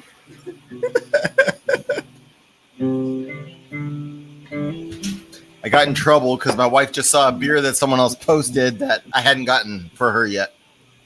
Which one was that? It was a new IPA from Anchorage. We're going to talk port. Anchorage is one of her favorite breweries, especially their stouts. Their stouts are fantastic. Well, if we're going to talk port, I'm going to go with my favorite port, which is a Ariana Santana. Oh yeah, 20 port. Nice. I have about a case of these in the back that I have yet to get to, but yeah, that's been my favorite port all the way through. That's a great dessert wine all the way through. My only experience with go ahead. Yeah, if you ever happen to make your way out to Santa Cruz, there's a place that's not really known, but they have one of the oldest vines in America. It's Santa called Cruz Island or the city of Santa Cruz? City of Santa Cruz. Okay. So you go over to Santa Cruz, go up Montebello Road to a place called Paquetti, Picchetti, Paquetti Winery. They have the Sacramento old vine above the cloud base that was for the church. They never got destroyed at Prohibition. And they're anything that is Paquetti Winery or Leslie Estate is the old vine. And they are a small batch. You can only get it at the distillery. It's not distributed. It's some of the best wine I've had anywhere in the world. But you have to go there. You have to know it. You would not know it if you didn't have it. But they're just a small vineyard up on the top of this Montebello Road going up the Santa Cruz Mountains. And it's fantastic. Their Mission Angelica and port are amazing, but their cab is good earthy. Hey, Adam. All right. I'll never remember that, but I'll hit you up next time we head up that way and ask you what it was. And next time I go out there, I'll go and hit them up and get some stuff. I'm a member there, and I'll try to get. I don't travel as much as I used to, but next time I get out there, I'll hit them up and try to get some stuff and get. When you're out there, do you ever head south at all? I usually just stay. I do head south. I mean, I usually am up in San Jose, so I have no problem going to San Francisco. That whole surrounding. I go up to Napa. I go up to Sonoma. I do. Napa is my only experience with port, and we were doing a little wine tour, and this port place. We literally, as we walked in the door, we're like, "Our lives are ending today." It's okay. What? Stop yelling at us. Oh, I was leaning into the mic. Sorry, my bad. Sorry, okay? I believe you. The whole place is wallpapered with $1 bills, and it just has the creepiest vibe ever. And you literally feel like you're gonna get chopped up there when you walk in. What was it called? I have no idea. We walked in and there was no one there, and we were like standing around for like 5 minutes. All of a sudden, a door flies open. This guy comes walking out in overalls with no like shirt under it or anything. And he's like, "You here to drink some wine?" And we were like, "Uh-oh, what's going on now?" That's awesome. The place was awesome though, but yeah, I don't know anything about wine, so yeah. Oh, he's got some age stuff there. Presidential. So Adam, you're getting like a baby powder note. Yeah, you actually turned me on to that a while back when we were talking about it. I'm like, there's something off about this, and you're like, is it baby powder? I'm like, dude, it's totally baby powder. Yeah, there's certain bottles if you don't get them washed out right. Yeah, I had to throw out a whole batch of samples someone sent me because they were all just baby powder. What was it, Shane? It's something in the bottles. I don't know what it is. I mean, what was the samples of? Oh, I don't even remember. It's been a while. There weren't any like monster hitters or anything like that. Right. But still, he wants to throw out samples. I mean, I'll drain pour some Bookers, but I wouldn't do that with samples. Oh, that killed me. Fucking Bookers is good. Sorry, you don't like it. Not the Bookers I got. The Bookers he had. Listen, I would never drain pour it, but I understood why he did. Now I don't believe me and the what guy, Bookers was it? He didn't like Donahoe's batch at all. He literally. I haven't opened that yet. I haven't tried that. Donahoe's and Beaten Biscuits are the two that I have. Yeah. I like my beaten biscuits. Yeah, I haven't had it in a while. But I do. I'm okay. Hey, if I like something that no one else likes, all the better. It'll be there for me. Send that shit to me. Don't drain pour it. Well, I didn't drain pour the bottles. I just what was in my glass. Yeah. I'll go back to it again, but it's just one of those things when you've got, and maybe it's me because I guess I'm kind of spoiled because I got a lot of nice whiskeys to choose from. You think? And when you drink those, and then you try and go back to something like that, that's like it's just not as multi-dimensional, right? It's very one-dimensional flavor profile. Where shit, I got the 4 gates that are finished. I got the, I don't even need to mention Old Carter. Old Carter's on another level altogether, but it's and then 4 rows of single barrels, or you got. These things are just like crazy complex, and at Booker's, like all I was getting was just like alcohol and peanuts. Okay. Well, there's certain Bookers that are like that, right? Like tonight when I did mine, there was one on there that was absolutely like a 3 to 4, and I was like, whoa, that's terrible. Was it a fresh crack, Shane? That was on the Donahos it was. Yeah. Not on the beaten biscuits though. So yeah, I do not noticed that like on my Donahos. Like it definitely opens up better as it with Let me time. finish these. But, I'll yeah, pour dude, some. they're very alcohol forward early on in the bottles. I went back to my beaten biscuits tonight after a good week of it being open, and it's very very minty, very very rye forward, very not good. Minty rye. Interesting. Yeah. Like I can't get in it. There's just too many other things that are. My Teresa's batch tonight was like really not good. But I've heard that about Teresa's. But it started like it was gonna be okay, and then it turned into just this straight alcohol, huge alcohol aromatic. It just your palate went numb. There was nothing about it that was good. And I went to like a second pour. I went through everything I could think of with it, other than just letting it stay open. And it just wasn't there. Now, but I've had that before with Bookers, right? There's some that are they're amazing, and there's some that aren't. Yeah, that's why I'm going back to the store that I got my beaten biscuits from. I'm gonna get a shiny barrel because I think. Hey, that shiny barrel was good. It should be better than the. It was better. It was better than the other ones I had. What's the price on that, Tony? It's MSRP is $69, but it ends up $74 with taxes. Well, I was gonna say, all of my things have been over 80, and that's why I was like, I just can't. I went to pay 15. I can, so I'm not really gonna complain. Well, when you can get Knob Creek 12, 120, like all day long, yeah. To me. That's out of the Bookers that I've had, that beats them all. You know what though? I haven't tried it, so I'm gonna go back. I'm gonna go and try that, and then probably pick up something. Cheaper, Well, I think the thing is, right, that you have to do your due diligence and figure out what it's going to become, what's it going to be. Yeah. That way, you just make an educated decision, and you can say, "Listen, yes or no," and this is what I like, this is what I didn't like. But if you like this, you like this. I did get into the Lagavulin 11 tonight. How was that? Which is the Offerman one, right? Yeah, with the Guinness. It's crazy. The nose is heavy Band-Aid, right? You get that real astringent. The palate's not like it does not drink like that. The nose is a lot harsher than the palate. But I don't know if you guys, when you were a kid, did you ever have chloroseptic? Chloroseptic is the throat spray. Yeah. That's what it was like. Like after a drink, I have it in my closet now. Yeah. It literally numbed my throat. Not as strong as chloroseptic, but it was like the same. I'm like, fuck, this is like chloroseptic. What the hell? My Teresa's batch was that tonight. I literally couldn't get away from the numbness. I was like, literally, it just numbed.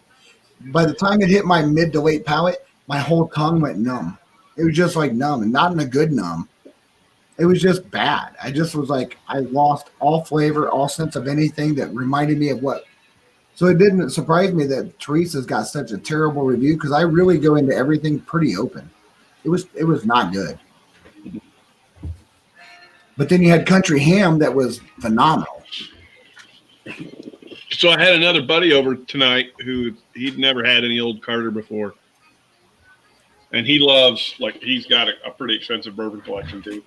Mm-hmm. And he sat down and I said, all right. I said, listen, you're going to be mad at me because you're going to drink this and you're going to know that you're not going to be able to drink it again. Like, you're only, this is it. Find this anywhere else. I said, but you can't be mad at me because I'm sharing this with you. You know what would have been really interesting, Shane? If you'd have told him, hey, I want you to try this. I think this is garbage. And see what he said. Oh. Would he be influenced from your word? Or just say, check out this $30 bottle I grabbed. Exactly. Yeah, you're not wrong. I probably should have just blinded it. Because Cipacola, that's right. That's it. But I think that's like something, we all know that we're influenced, right? You get told For something sure. and you like literally put it in your register and you start hearing stuff, even like notes, right? So it'd been interesting to see like the next time you have someone over that hasn't had it, basically either say like, hey, look at this $25 bottle I thought was okay, and see what they say. Are they influenced or not? Because it's a banger. It's literally like in the top 3 of anything I've ever had ever. But it'd be interesting to see if you didn't say that, what someone would come up with. Yeah, unfortunately, he knew the bottle, or I probably would have done something like that if I'd have been thinking. I'd have blinded it and just said, hey, tell me what you think of this.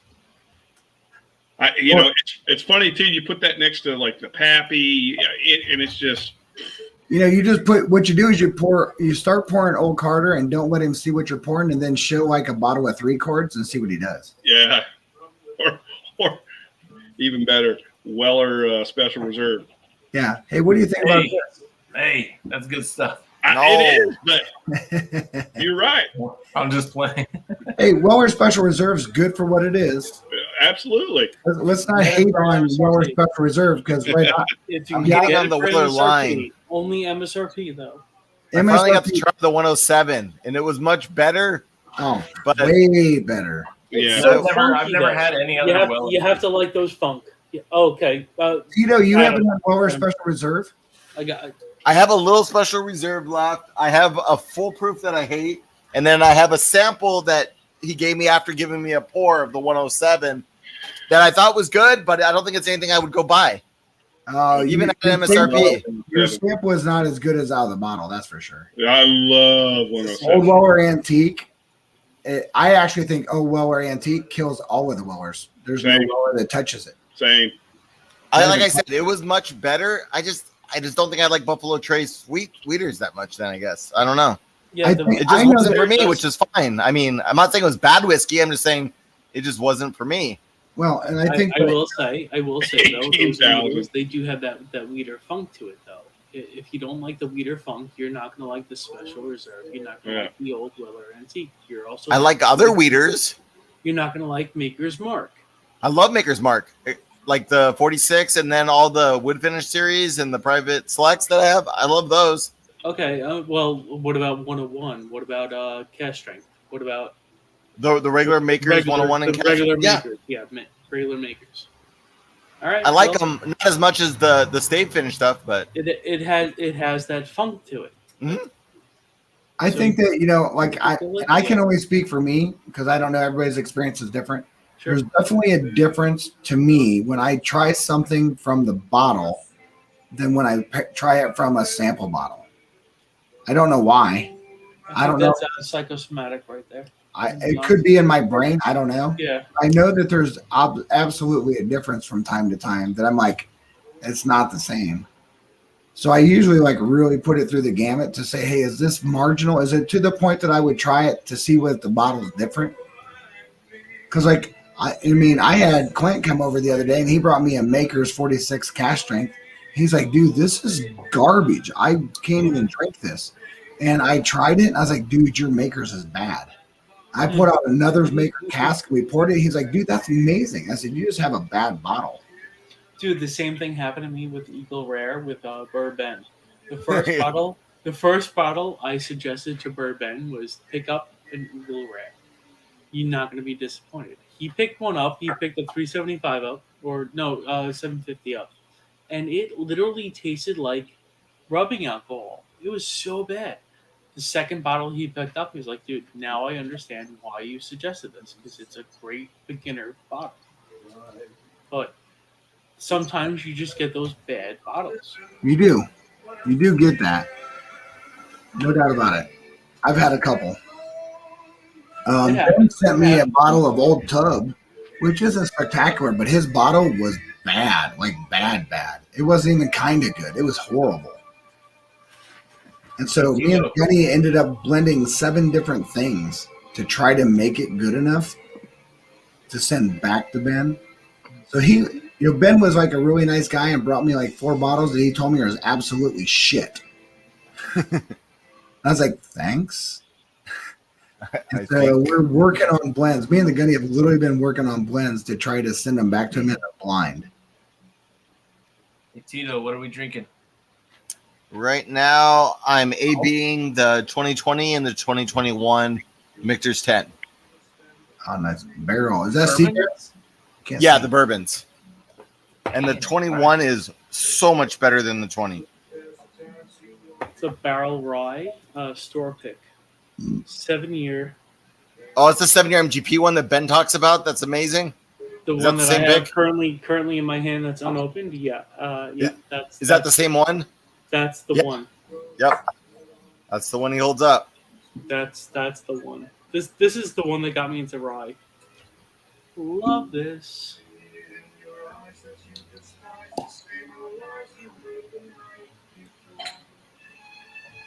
What were they saying about him, Mike?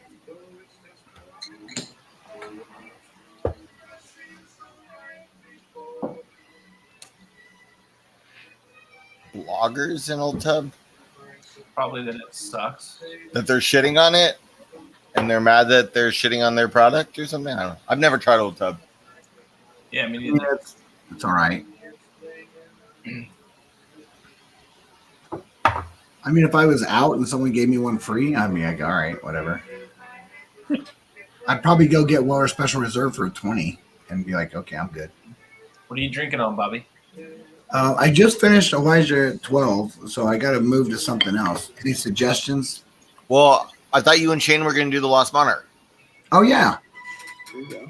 Yeah. You got your Lost Monarch? I'll pour some of that too. Yeah, I'll get my Lost Monarch. All my Christmas lights died, so I can't even see under my bar now. I have to like actually look. Oh, I put lights. I got lights in the cabinet. I know that looks great. Oh, he's saying the bloggers talked it up before it was released to make it be like some possibly amazing thing, but it was pretty much a dud. Is it because it was like distillery only and all that before this release came out? The Old Tub. Oh, the Old Tub, yeah. So I can remember, like, when I did the COVID kill off with the 8.5 hour stream I did with Ken before I like died. When we first started, it was just him and I got him to do this. It was so fantastic. He poured it with me, and he was like, "Oi, that shit's good." And I was like, as soon as he said "Oi," I was like, "Oh, that's awesome."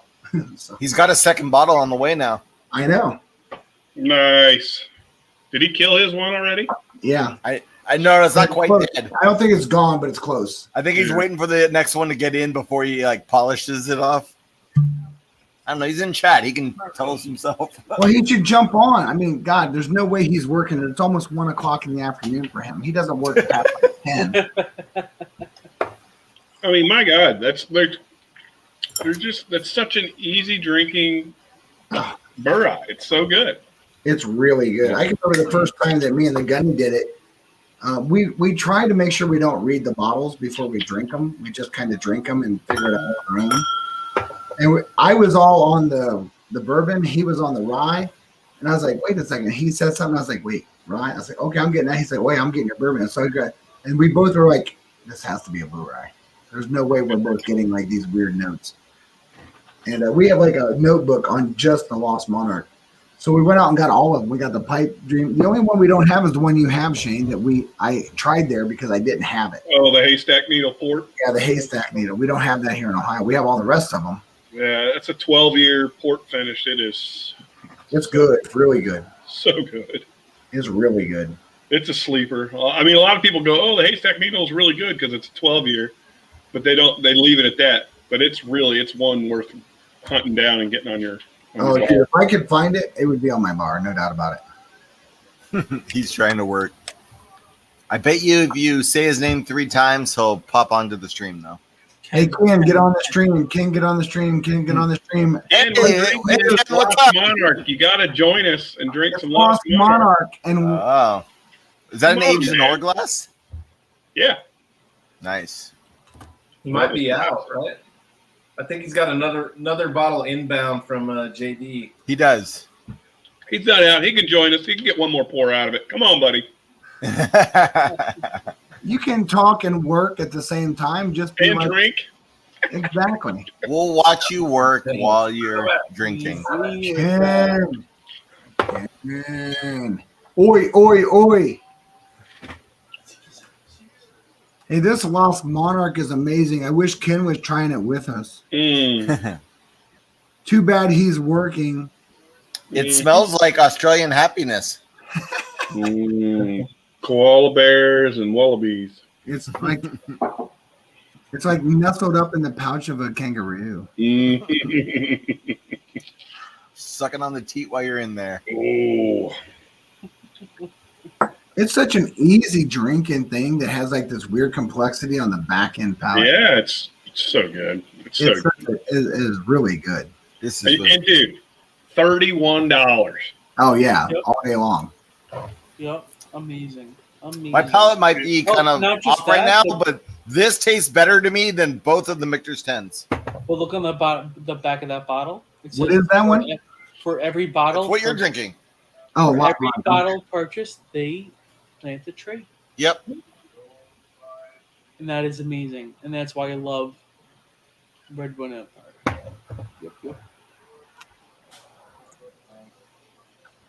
Yep. I'll tell you what though, this cigar, I started this stream at 11. We're 2 hours in and it's still going and it's not hot and I have not stopped. Nice. It's really, really good. It's turned into like this. It's like this If you journey. say bomb, I'm jumping off. I'm just doing it. If you say what? Bomb.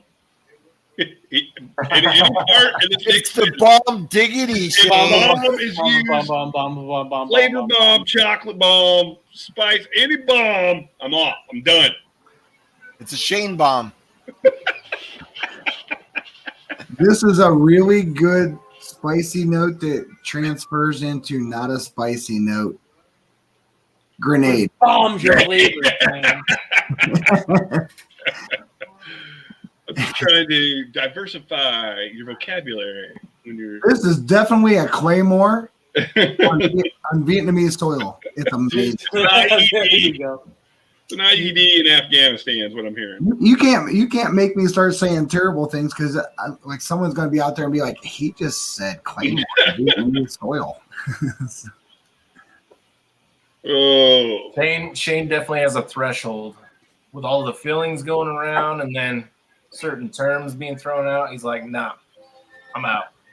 Fuck this. But I have Frank Sinatra in the background. Can you hear it? I do, and that's awesome. Did you hear me? Sinatra bomb going on right there? That's life. That's one of my favorite songs. I mean, I can tell you what. I listen to that kind of music. I can listen to it forever. Same. Yep. It's fun to push Shane's buttons because you can never tell if it's affecting him or not. Really, He never does. It usually doesn't Yeah, that's what I figured. until he hangs up. He's like, Yeah, and then he's just gone. he Yeah, hangs if up. I'm really upset or irritated, you won't know it. I'll just be disappeared. Well, no, because you're just quiet and gone. Yeah. When he gets all childish, that's when he goes out. But I can tell you for sure, I don't do that to everybody. I just do it to like, I'm annoying to like every now and then. Who are you trying to kid? Yourself? Yeah, kind of. Right. You can tell the way he said that. He paused and was waiting for the response. Yeah, kind of. Tony. I mean, I'll tell you what, there's so many weird notes that come off this Lost Monarch. It just Tony, I blinded it. I blinded the FAE 01. I blinded the 46 cask strength. I blinded the Utah batch. FAE 01 was last place. So Your surprise me. palate. To your palate. 46 cask is fucking good, dude. Like That shit is a bomb. I haven't tried it yet because You fucking can't say Burr Ben bomb. still has it like shoved up his Shane, prison wallet, and he hasn't delivered it yet. So I don't Shane- know. Shane's No, using but the this Jedi mind Utah trick. batch that we got was number one for me. Shane's like Yoda. You can't say that bomb. And we're like, but Yoda said it, but we can't. Yeah, so I'm still waiting for Burr Ben to pull that out of his prison wallet and deliver it to my house. What are you looking for? The cash strength? Yeah, the 46 46 cash. Yeah. I donated a bottle of cash strength for Adriana's Alzheimer's feed. Oh, nice. Good deals. Yeah, She gave me the list, and I looked at what wasn't on there. So I did the 46 cash strength and the Magnolia weeded bourbon. nice. I donated a bottle of single barrel Old Forester to her. Nice. Yeah. Hey, listen, you know what? I think that's one of those guys that just kind of lays low and nobody talks about. It's a good drinker all day long. Oh yeah, for sure. It's a great drinker. So Tony, you have two choices right now. What's up, bud? You can either wait for Ben to bring it to you, Or- and you'll just be waiting a while, or you can just drive over there and get it and be sipping and enjoying it. I could, but he's Pride. got one for me. He's got one for me. Like, why am I gonna? Why? Like, I have. No, he's good for it. So I'm saying drive to him, not to the store, to him and grab it. Oh, that's fuck. No. Then don't drink it for a while until he finally brings it to you. You know what? At this point, it's the matter of Principal. who's inviting who over. I've invited him to my house a couple times. He has yet to invite me to his house. I know he's about to. You know what? We're not on a fault line here in New York. Not at all. However, if there was a thanks, Shane. If there was if there was a fault line to fracture around here, Ben would be covered in bourbon bottles. He'd be dead in his own apartment. It'd be so bad. If he came to my house, if that happened, we'd be able to space out in the backyard, hang out on the deck, it'd be fine. Me So you're going saying to I his need to house, is kind drive of like, to- it's a little sketchy. Is he still in chat? He's being quiet. Not to mention all the Tony, all those Tony, you extra gotta cut him dollars some- that are around. You gotta cut him some slack, dude. He's a common law married, so you gotta cut him some slack. Oh shit! Tony, where are you at? You in New Jersey? Long Island. Long Island. Long Island. So the next time I'm up there, I need to go into the shady area and look for Tony Two Toes. Yeah, man. He's right next to Frank One Finger. Yeah, absolutely. Actually, it's next to Sally Shoes and Nick the Greek. There you go. Holy shit! I just got fruity pebbles on this Russell's pick. Oh, you know what? You're not wrong. Is that the one from New York? Yeah, I've had Fruity Pebbles before. dude, it's like I super forget what nutty. it was, but Like me and the a guys nutty had that Russell's before. pick. But yeah, it's got like a fruity pebbles. Hey, Bobby, if you want to come to Long Island, I'll show you some shitty areas. We'll go Hey, dude. hunting. We'll go hunting. Hey, your shitty areas aren't any different than I walked in the streets of Pakistan, so I'm good. No, they're about the same. That's the same one I have. Oh, look at that. That's the Russells. Nice. Fruity pebbles. Yeah, I'll give you that. I'll give you that for sure. But fairly sure I've seen pictures of Pakistan that look the same as Brooklyn. My ass. Oh, not your ass. No. No, Brooklyn, New York.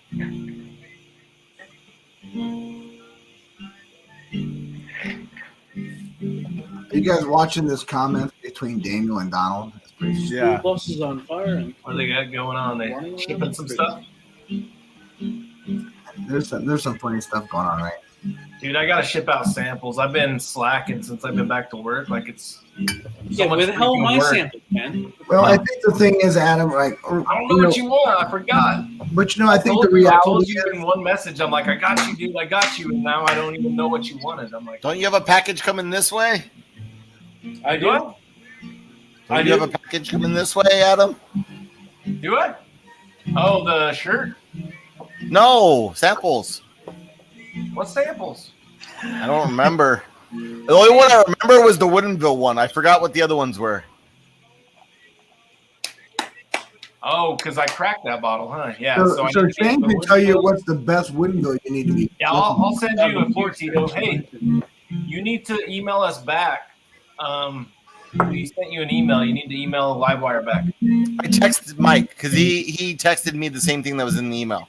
Okay. If you want, I'll respond to the email too. No, you're good. Okay. So Shane, you're saying that like Woodinville needs to be the sherry, right? The Pedro the Jimenez. The PX sherry, yeah. Look, the Oloroso and the Port were very good. They're both very similar, but that PX is. So how does that PX match up with the Rabbit Hole PX? I haven't had the Rabbit Hole PX. It's okay. You talking about the Derringer? The Derringer. Yeah, it's okay. It's okay. It's a little bit syrupy. See, you get the Woodinville Feathering flavor roller coaster. Yeah. And you put that sherry in there with it, and it's like. I agree, Want some of JD. that, Tito? What finish is that? Cab, it's got to be. Well, I think that's the thing that's so good about Woodinville, right? I've got a bottle of that. If you want, we could swap samples because I'm sure they're different picks. But JD, I'm with you on that one. Well, I think the thing I that didn't know you had the cab. Dude. the cab is the one I have. I know I want the port, but I got Yeah, the cab.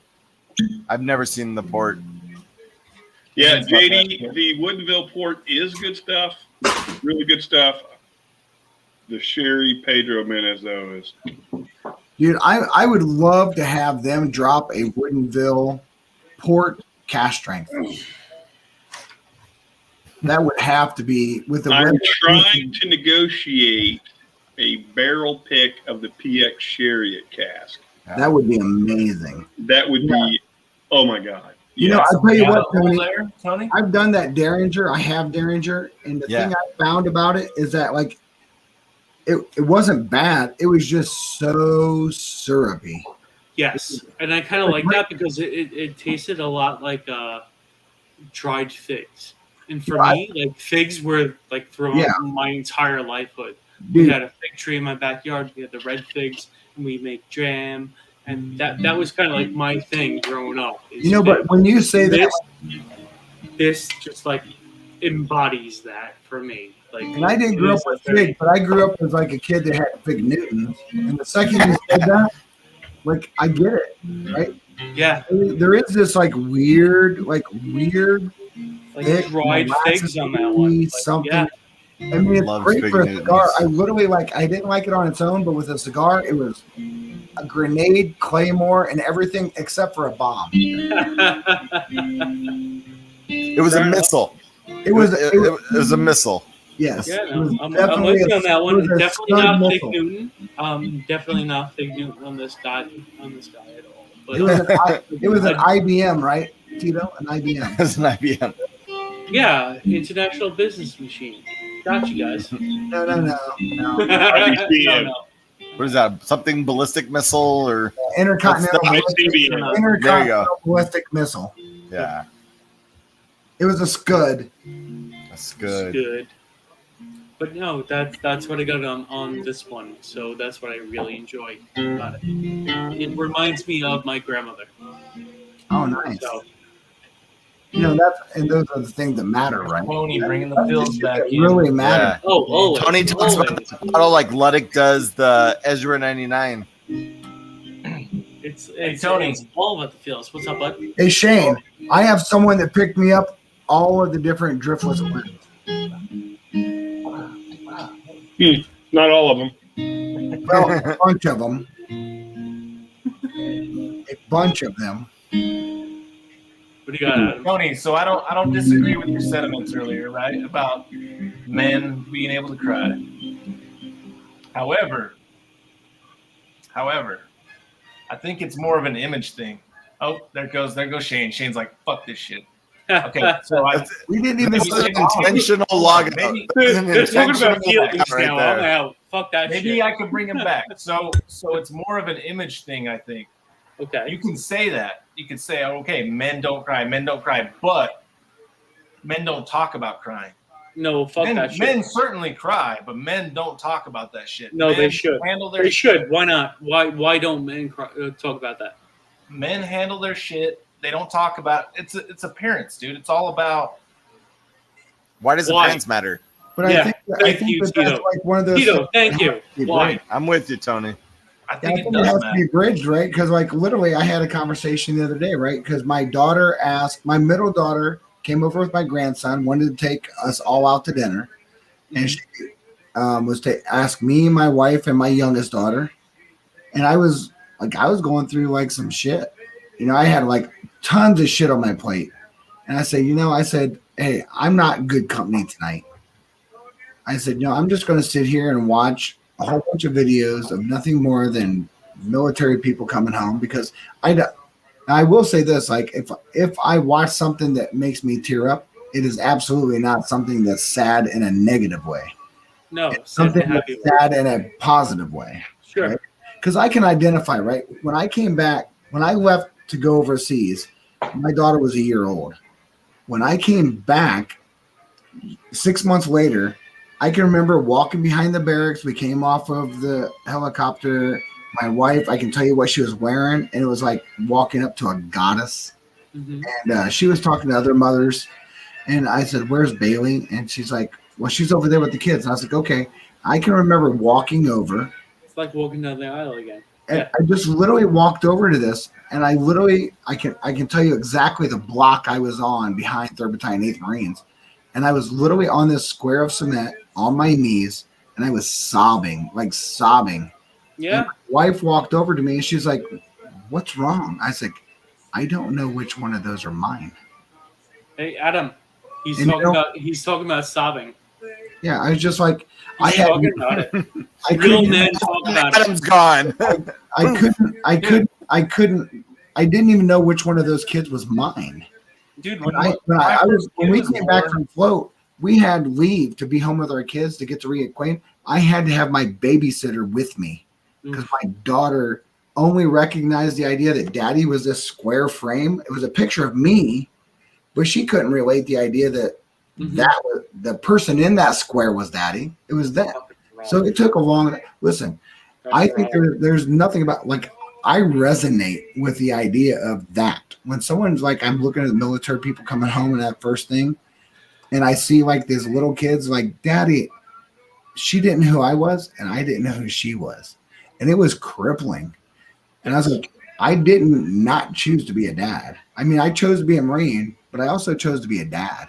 Sure. I felt perfectly comfortable in the idea of that. So, Shane, okay, so now we're going to talk about football and like happiness. I remember scoring like a whole bunch of touchdowns, and it was awesome. Scored 4 touchdowns in a single game. So I remember when I hyperextended my knee before the first football game, and I will my talk father on this never subject watched me. once. I will talk on this subject once. Yeah. Just one time.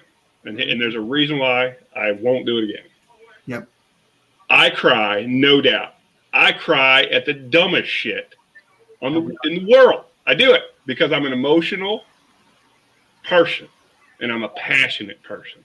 Exactly. And I cry. But I do not need to talk to people about it because to me, the problem with that is it can be attention seeking and underserving to learning how to process my emotions. I don't need to talk to people to process my emotions. I need to know my position in this world. I don't hide the fact that I cry, not at all. But I don't need to sit there and talk to you about it. Oh, I agree. I just don't. Okay, being a man who went through therapy since he's been at least 8 years old, talking through your emotions is something that helps. No matter For you, what that- emotion, for you that works, and that's great. happy emotions, sad emotions, ecstatic, or any other emotions that you may experience. Being able to reach out to somebody else who has those emotions with you helps you connect. Okay, And It build satisfies and it grow. satisfies an insecurity in your position with your own emotional intelligence. That is Okay. exactly what it does, and it's If not a you think bad thing. That's fine. I'm That's just fine. telling you that's what. So I have for some people that works really well, and some people need that, and I get it, and I will be there for somebody that needs it. Mhm. I personally, that's not me, and it's just because it's the road You that I found choose your to walk. own.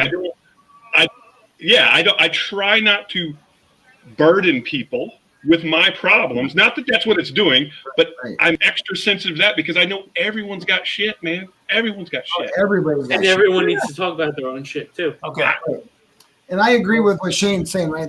What Daniel's saying too. What Daniel's just said in the chat. So you do talk about that stuff with certain people, but that's not something that you have to present in like a public forum to be like, hey, like I am this person, I'm this emotional Exactly. thing. Like That's that's a good something point. personal. Like it's very personal for a man, especially. Yeah. Yeah. I think If I talk to somebody, it's because someone has an experience that I don't have, and I want to get their insight. Sure. Yeah. But it's not like, hey, I'm feeling this way. For me, because For you, no, I get that. Right. No, I It's get just that. for me. I process like I'm very lucky in that I have a talent in music, and that's where a lot of my emotional processing takes place. You're also very lucky that you have connections to a lot of different people as well. Not a lot of people have connections to a lot of different people. So if they're stuck in their own mind, just reaching out to random strangers on the internet. Right. But I agree with what everybody is saying, right? Just because I'm comfortable talking about it doesn't mean it makes it comfortable for anybody else. And I'm not sitting here applying to anything. Like I'm very, very blessed. I'm so fortunate. Shane has a great family base. Some of us have a great family base. We talk about it. I'm not against the idea, but I'm not sitting here saying like I need to talk to Tony because I'm sad. I don't need that. I process my information at a very private level, and I'm very comfortable in my private level. I have people that I will call individually offline, like Daniel said. I will talk to someone privately. I think what can really happen is like, when you're talking about this, right, you're talking about going down a rabbit hole, and it can change some things. It doesn't mean that we couldn't have this would be totally different backstage. Oh, totally. But I'm going to say something real quick. I haven't really gone down a rabbit hole. I haven't really No. anything about any the negative things that are going on or happy things that are going on. We're just talking about my feelings that are currently like here and happening, and things that you should be able to feel and move forward with. It's not the specifics that are going on in my life. I'm not using this as a therapy session. It's more, hey, if you cry, you're okay to cry because that is a completely valid feeling. And that is something that you should feel, and you shouldn't be ashamed to feel. Yeah. Going forward, that's all. It's not. Hey, by the way, my dad's an asshole. He fucking beat me. No, not even fucking close. Not even close to that shit. I don't disagree with that, Tony. I think everybody, all of us here, we're all going through something, right? Everybody in chat, we're going through something. Like we all have our own shit in our lives. Sure. For me to come on here and be like, poor me about anything would be selfish. It would be just about, hey, like pay attention to me, pay attention to my problems. Like no, like I got my problems, you got your problems, he's got. And I'm his not problems. trying to be that way anyway. No. I don't I'm not think saying that. It's okay to feel feelings. Yeah. And I'm not saying that. I'm just saying the thing that come you're on saying here and no one's saying poor cry me. to you guys about anything would be different. No one here is talking poor me. We're just saying that, hey, listen, why aren't we bottle chugging? No, Yep. Go for it. What do you got? What do you bottle chugging? Oh, shit. Do I want to start this, Adam? Because you just did a Canadian Dry. Ready? Canadian Dry. I don't. Oh, you're doing Canadian Dry. I don't have Canadian Dry. I don't do that like soda stuff. A water? I will do something though. I don't really like, but I won't do like my normal bottle chuck stuff because I do have to work in the morning. But I will do one of my favorites. What's the Is proof that- on that? I've looked at that bottle so many times and just never pulled the trigger on it. Oh my god, you have missed out, brother. Hill Is that Rock the lower Solera proof or the higher proof one? What This proof is is Hill that? Rock Solera Age. It's only Is that the 90 or whatever? This is the 92.6. Okay. It is delicious. Delicious. Okay. So just because Adam brought it up, actually I brought it up, but I'm going to blame Adam for it. This pulled More the fun to trigger blame, that time. You to won't blame Adam. know. So I will do a slight bottle chug. But here's to all you glorious fucktards. I love all you dudes.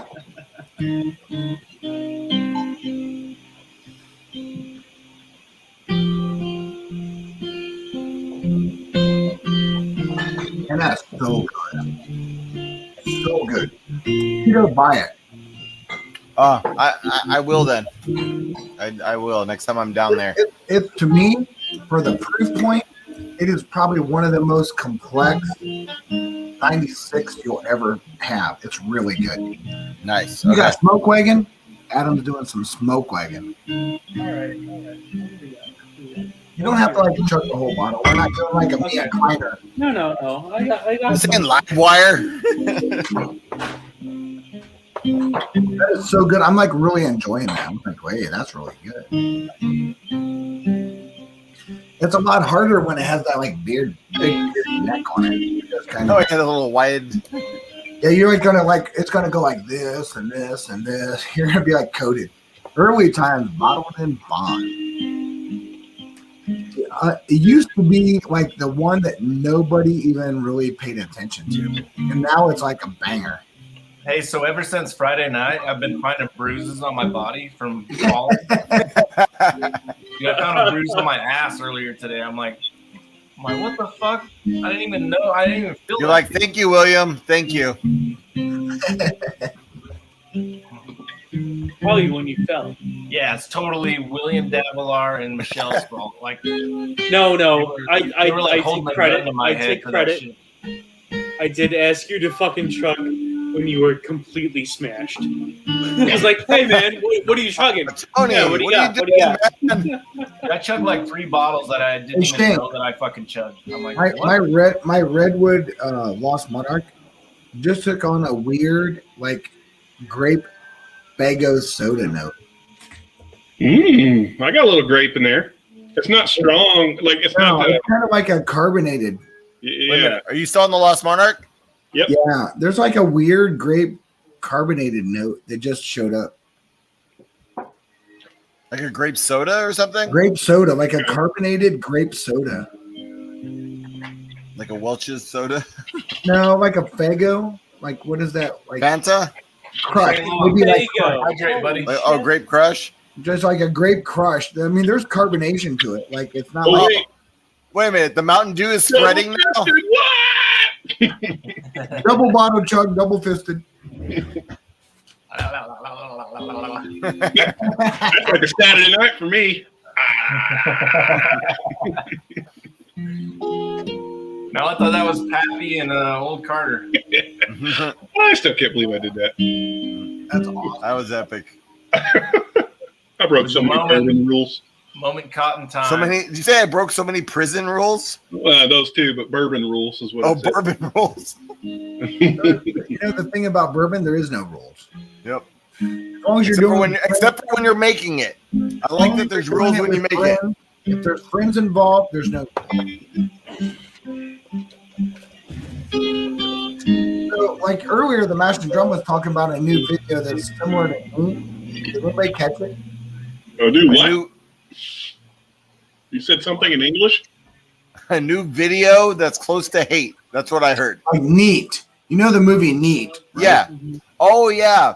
What was he talking about? There's something that's supposedly coming out that they were talking about there being a sneak preview of. I didn't hear it on Master Drum. I missed it I today. guess he but- did it. Water but of it was life. This on. whole show was about. It was about the Aquavite, what's it called? The Water of life. water of life. Water of life. Yeah. Water of life. Thank you. Is it out yet? Not yet. You can buy tickets, I think. Yeah, watch it. It's not available to Thanks, stream. Donald Rants. It's not available to Tony Two Toes yet. No, not yet. Not yet. I tried. So Donald put out here Water of Life documentary. That's what I said. I'm just posting it. Those are the words that came out of my mouth. Tony, you ready? For what? JD barrel proof rye? No. I don't have that one. No. I don't Right either. now, I can't have- join you. I have. So last night I did the side by side Of Yeah, Yeah, you did. you said that. Of the Mickers and the Mickers. JD. They're like the Mickers and JD. same thing, right? Yeah, I mean the Victor's for me is just slightly better. It's a little easier to drink. Oh, the Not that the JD proof or the isn't. toasted.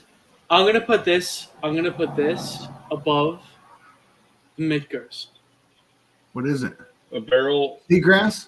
I thought you haven't opened that yet. How do you know? I Barrel just cracked rye it. store I pick. literally just cracked it. Never mind. And this is my Never mind. third one. Oh, okay. I Did thought you it was do- your first one and it Did wasn't you do a open. side by side though? Yes, Okay, I have that's each. critical because it's so easy to go have one, have a different pour, and then go, oh man, that's so much better. And then AB them. You got to AB them. yeah, you got to. Shane, I don't think that Michter's barrel strength stacks up to that JD at all. Really? The JD barrel proof or the JD I mean the Michter's toasted or the It's Michter's barrel different. proof? But Michter's barrel strength rye. Right. The barrel strength, not the toasted. dude, I don't know if I can reach yeah, it. not the toast. It's in the Barrel back strength on the top rye, shelf. and it's 106 proof. Oh, you can get compared it. to Come on, 132. Tito. You're lazy. My Michter's is 109.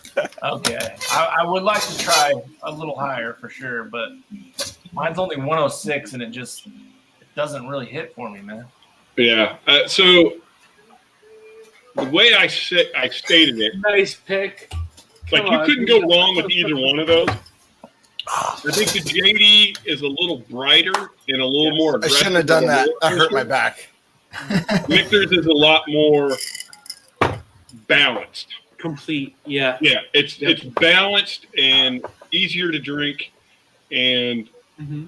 it's nothing is just jumping out and grabbing hold of you and shaking you. The JD does that, and I like that too.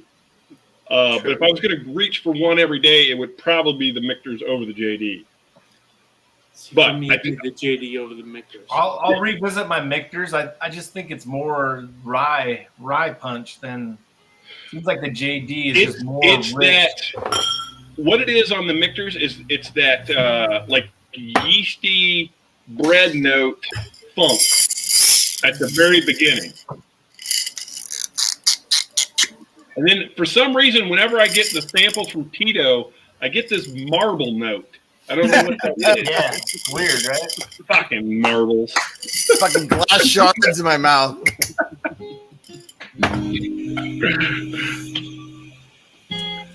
Yeah, Adam. You like my marbles in your mouth, though, Shane? Do Come that on. one side by side with the Yeah, JD. bottle chug that one, Tito. Yeah, bottle chug the marbles. Adam, side by side that with the JD. No more. My side by side it. Okay. Hey, Yeah. before you bottle chug that, send the number so I can call someone to do a Heimlich. Like, Oh, man. No, after that wild turkey, no, never again with anything with marbles in it. I think I'm limiting my bottle chugs to the infinity bottle. Or just to none. Or just, bottle chugs could be fun with people. so, like, for Shane, you were on last night when I put that 1920 in smoke. I'm looking at it right now. The whole top of that is still smoke. No way. You see.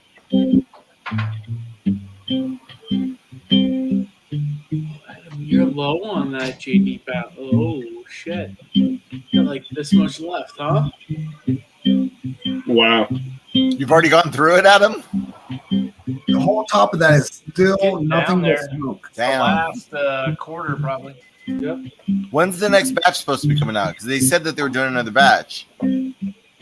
I was very generous with it. I shared with the Davilars. I think I poured a sample to send home with them even. I can't remember. But What'd you say, Tito? What's coming out with the new batch? The JD Barrel Proof rye. Oh, Yeah. I don't Maybe. know when though. I thought I remember reading that they were releasing it.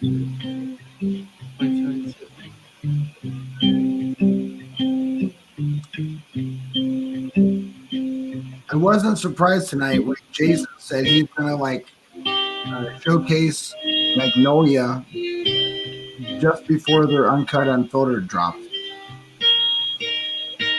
'Cause I think it's gonna be really. Granted, there's other ones out there that are about that, but at the same time, they've done a great finishing product for what it is, and dropping it at 118, it's gonna be really good.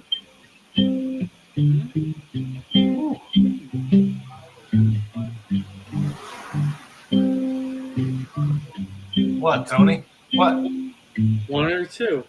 Play me some Dino. I want some Dino. Dino. Freaking JD hits, dude. Like it's. I feel like the maker just is missing something. Like it's just not as full freaking. The finish is so good though. It's like a little roller coaster while you're going through it.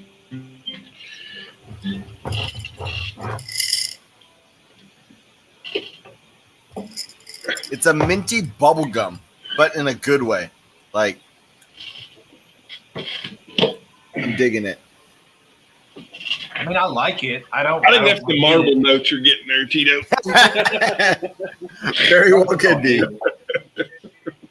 Speaking of marble notes, I think the Lost Monarch needs some marbles. Marbles!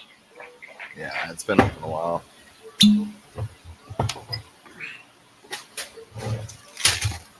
So for Adam, JD ride just It kills it. Man, I'll take your word for it. I can't say it's a clear killer. Like it's good. It's just got a different approach. For sure. It sounds fancy. What does JD Barrel Proof Rye sounds fancy? No, like all your marble stuff. I was looking at something else. I heard like. What do you wash your marbles in? I rinse them like 400 times in water, pretty much, and scrub them. Them in like bourbon. Do that. Go buy you some cheap, like ancient age. Yeah. Hey, ancient age is delicious. Does anybody know that? Ten Star's on point for what it is, and you can buy it in a teens. Dude, I saw a guy, no joke, Gary Franchi, myself, and Will Hurst, when we were in Kentucky, go into a Kroger liquor store, and this guy that had to be knocking on 70 went belly down on the floor because ancient age was down. They had handlers on the bottom, and he was freaking out, saying, "I've been looking for these everywhere." Went belly out on the floor to grab him 2 handles of freaking ancient age. We were just like, "What the hell?" This literally guy had to be in his 70s. it's not that great. It's really not that good. He bellied out. But you know what? It's not that bad for the price point. Oh, Yeah, obviously. no, I get that, but it's not that. I'm good. tired of not that bad for the price point. Yeah. Not when you're talking like as low as that price point is. Whiskey snob Tito. It's not even a matter of that. It's just if it's good, I want it. But it's all about value. Where does it fall into the value? The value is amazing for the value.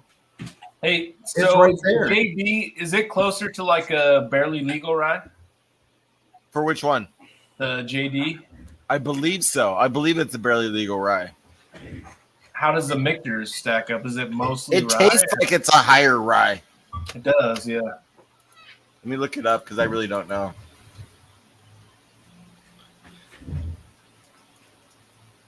This sucks. Ancient age. You're just talking about regular ancient age. Oh, it's a barely legal rye too. You're saying if it's the same as the regular rye. You're saying Ancient Agent 10 star is garbage. Yep. Yeah, fuck off. It is not garbage. Yep. No, it's not garbage. Yep. Didn't it used to be 10 year and then they just kind of swapped it out for star? Yeah.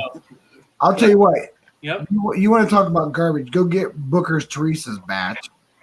No, I'm not going to. Now that I know it's trash, because I don't like the what is that, the fucking kneading.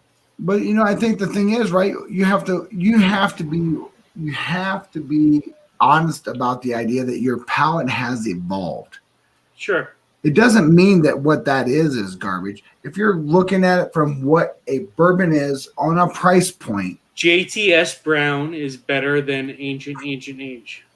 you know what? You can't find where I live, JTS Brown. You'll never see. I have it in my cabinet. Well, That's where you live. I can say. Just like there's people I'm who in don't Long ever see Island, Weller. I'm in Long Island. I can't find this shit here. I travel. I find the shit. Or actually, Ben travels, and he finds the Ben does. and he finds the shit. So, JTS Brown, much better than Ancient Age. Hands down, for sure. Well, you could say the same thing about this is cleaner for me. JW Dant is better than both of them, but where can you find it? JW Dant, bottled and bond, would kick both of them right in the fucking teeth, but you're not going to find it everywhere. I want a sample. Yeah. Yeah, please. Never mind, Adam. I'm full of shit. The Michter's is barely legal, and the Jack Daniels one is 70% rye. Yeah. The Jack Daniels was the higher rye one. Yeah. Yep. Hey, Donald Rance has a good question there. If you guys could pick one or two distilleries which you could save in a global apocalypse. For me, it would be Wild Turkey. For me, Wild Turkey. It'd be Wait a minute. Well, I agree with the Wild Turkey. What was the other one, Tony? I would say Beam. For me, I would go one big and one craft, and for me, it would be Wild Turkey and Leopold Brothers. Mine would be really simple. I would be Beam and Wild Turkey because basically, overall, they have all kinds of different proof points, different mash bills, and they are absolutely 100% are not even close to each other. Mm-hmm. I'd go Heaven Hill and MGP. I'd go MGP. I forgot about MGP. Yep, I would go MGP. Can I have three? MGP. Well, MGP is only good if depending on how you're actually doing something with it, because MGP isn't doing anything. MGP isn't doing the distillate, right? They're just giving you their produce. Everybody you're getting the MGP from, they're doing something else with it. Yep. Wild Turkey and Beam are doing their own shit. And, well, even if it's just sitting, there, to be honest with you, MGP is still second. MGP. Okay, tell me something you've had MGP that wasn't finished. There's so many mash bills too. There's so much variety in MGP. Remus. Oh, I haven't had Remus is the only thing that actually is MGP, right? Everything else is MGP finished. It's the only thing MGP brand. July, I heard July Lux Row is switching to MGP distillate final. After the merger, that July is the last of the. I don't know if that means that's the last that they're getting from Heaven Hill, or if that's what they're going to be putting in bottles in July. It changes, but I heard July is when they're switching to MGP. Yeah, Daniel said it right. He said distillery, not what was done after it. And MGP, most of the things we like about MGP went to someone that finished it. Who are you talking to?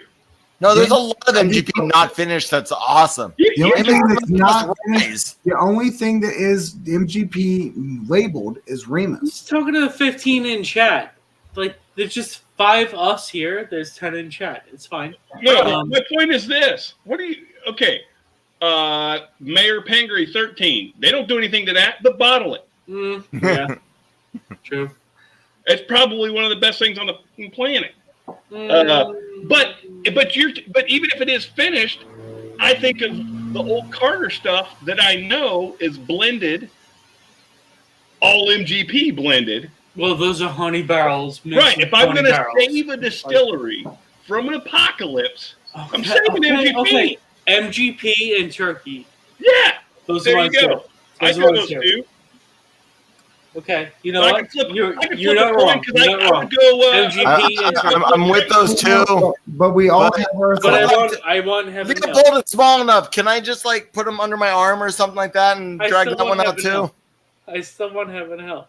Like I still For me, the question was each of us, right? And we all have our Yeah. own thoughts. Yeah. So what's yours, Bobby? Mine is definitely without Oh, a you doubt. said beam and Mine turkey, is right? Beam and turkey. Yeah. Adams is Heaven Hills and turkey. Mhm. You guys are No, MGP. Heaven Hills and MGP. No, Adam is all about saving Buffalo Trace. That's all he Oh. cares about. Fuck that bullshit. I'm with you. You know, I think the thing that's like, so what is the one thing that we all recognize that we all said? Turkey. Hey, Big League, jump back in here, dude. We got to spot I it. would obviously I could flip a coin between turkey and honestly Buffalo Trace.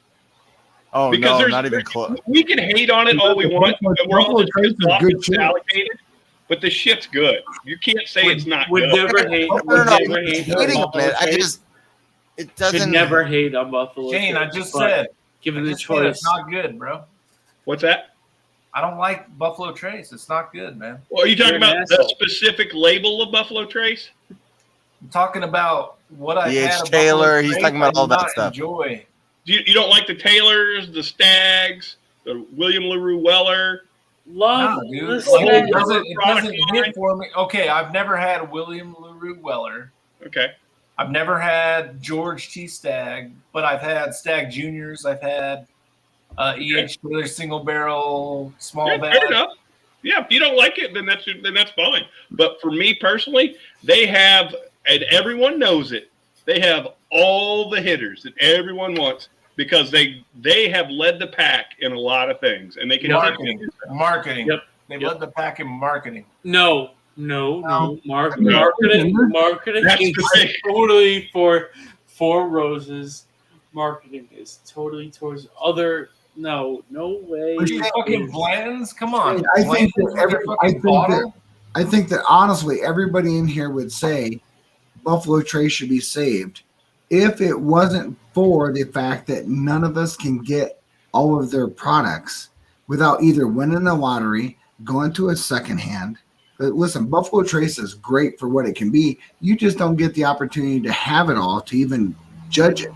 You Dude, just don't get me wrong. I want to try every single BTAC at Yeah. some point. I want to try a freaking E.H. Taylor barrel proof. I do, but I've never tried those because I can't get them. But the ones that I have tried, Buffalo Trace, I just don't love. Let me ask you this. Yeah. If it was marketing that is doing that, let me back up. Why do you think it is you can't get it? Like Buffalo Trace has probably more barrels than anybody in rick houses right now. Why do you think it is you can't get it? It's because it's that good. It really is that good. There is no Buffalo Trace marketing scheme out there that advertises to anybody. I think there's a lot of hype, dude. There's a lot of hype. Where does that come from? us. Right. Right, because you haven't had it, but it does. But it's not them. I've watched all the whiskey tubes. I watched all the reviews of Stagg Juniors. Everybody loves that shit. I've tried it, and I'm like, I'm not buying a fucking backup of Stagg Junior. Like I don't. Right. I don't want to I buy have it. one of each batch, but I would never buy a backup. Yeah. Yeah, right. I went to a couple of So steak it all houses, is and I subjective. had Like it's I very had- subjective, but still. fours. and I'm then with you, I Adam. had- I'd rather have an ECBP to me is better than Stag Junior. Adam, Yes, Joe, yes, Tony, yes. So everybody in here, do you think that the reason why, right? And this is just a generic question. Do you think the reason why you can find this disenfranchisement of Buffalo Trace is because the craft market in the last 2 years has made such leaps and bounds, right? Things we didn't even hear of now. No. And 2 years ago, now like are at the forefront of everybody because there's been like this big, huge thing. Because it's now coming of age. I think craft whiskey would have been treated like craft beer is, but the difference is craft beer, you can turn it quick. Yep. Whereas whiskey, you got to lay it down for years. Yeah. Yep. And they don't have the stock. Plus, with craft whiskey, they kind of have to use pretty much every barrel because they don't have the same startup. So when you're someone that's huge, like Wild Turkey, Buffalo Trace, whoever, if there's a barrel that's not hitting, they can just shove it aside, figure something out later with it. Whereas the craft people are like, we got to do something with this. We can't. I mean, it's keeping the doors open. But the one thing that was like resonating beyond anything else is everybody in here said turkey. Yep. Yeah, that's true. And they have not they Shane. have so much distillate that they give out to other. Oh, dude, I'm telling you right now, price point. I mean, you look at price point because price point does matter, right? It literally does matter. Oh, for sure. 101. 101 is the best value. You look at Turkey 101 and Turkey Rare Breed. Oh, Rare Breed. Oh, yeah. I like this is turkey, the first right? year ever that Rare Breed, Rare Breed's always in the top. And you can find it every day, all day long at a great price point. It's never bad. You don't have a bad Rare Breed. You've never had a bad Rare Breed where you walked away like, ooh, that's terrible. And if you did, you just went from beer and wine to liquor and you have no idea because you did a shot. But there's way better. There is way better, but for what it is, are you going to find way better at the price point? No, you won't. Well, it's not going to be that price point. Wait, hold on. I'm willing to pay more for this than I am for Rare Breed. Sure. What's your Rare Breed price point? I need to know that before I can answer that question. I'm pretty sure it's $45.50 at the most. $45.50. Okay. This is double the price, and I would rather have this than Rare Breed. I'd rather have an ECP. And who's the whiskey snob now? I'd rather have a Just kidding, Adam. a Varsity pick. I'd rather have Mr. Whiskey Shits. No. Taconic pick. Oh, you're pointing at me. Taconic has put out.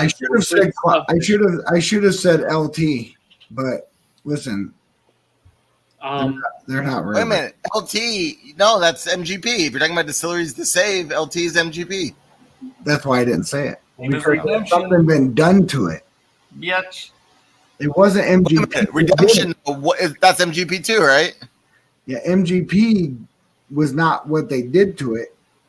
It's LT did something to it. As Ben would say, they threw an apple at the barrel. Just enough to like graze it. Right? It just hit it. Yeah. It was like a glancing and blow. like a little bit of stuff spitting into it, and they had to say, okay, Alabama style, right? I get it. That's right, Frederick. Drink what you like. Absolutely. And that's the thing, right? It's all subjective. It doesn't matter. We all have preferences. Shane Long will not fucking give up an American 6 to save his life. No. You could take every other bottle in my fucking bar. Every other one. Yep, exactly. Not that. Wow. Do not touch his 7 batch 6s. I'm not going to tell you how many I got, but it's not 7. I will say, Shane, I am completely jealous of that statement. Why is that? Because I don't think I have a bottle that I'm like, you know what, you can take them all except for that. No, I'm dead serious. I did have a bottle, but I've drank them. I have one. I had What's one that? bottle that I would have said you could have taken everything in my bar but that, and that was Evan Williams 23. I have a single bottle. It is in Elijah Craig 18, dumped on November of 2001. And that happens to be the same month that we found my cousin's remains confirmed for the tragedy of So was it really good, or was it? So is it a sentimental thing, or? Yeah, totally sentimental. Have not opened it. That is a family bottle. I have a really good bottle that, like, probably is stupid amazing underneath here that I literally poured, bottled, labeled. I'm in the registry for it. That Michter's. I have never tasted it. You won't for at Oh, least 18 plus years. Yeah, because it's like literally set aside for me to have someday with my grandson. It's a barrel strength Michter's Fort Nelson. When they reopened Fort Nelson, I was there the day they. So is that going to be a juice thing, or is that a sentimental thing also? It's definitely going to be a sentimental thing. But when I think of Michter's, I think of barrel strength. I mean, in my mind, I have a certain preface because I've had Michter's barrel strength. I have certain thoughts of it, but do I know what it is? No, it's just the idea of it's something I want to have with my grandson and give it to him because he's gonna drink it with me, and it's gonna be labeled, barreled, and on the label it says who poured it and who did it, boxed it, and everything, and it says his grandpa. It literally is like sentimental for sure, but I know when I think of Michter's barrel strength, I have a thought of what it could be, but I don't know what it is. So do I have a real understanding of what it is? No, but I know that for me, I did it originally to be my son. He can't have liquor, so it's going to be my grandson. I have one son he can't drink alcohol because he has acute pancreatitis. So now it's on to my grandson. If my grandson gets acute pancreatitis and I'm on my deathbed, it better be in my fucking ID. It's on me. No.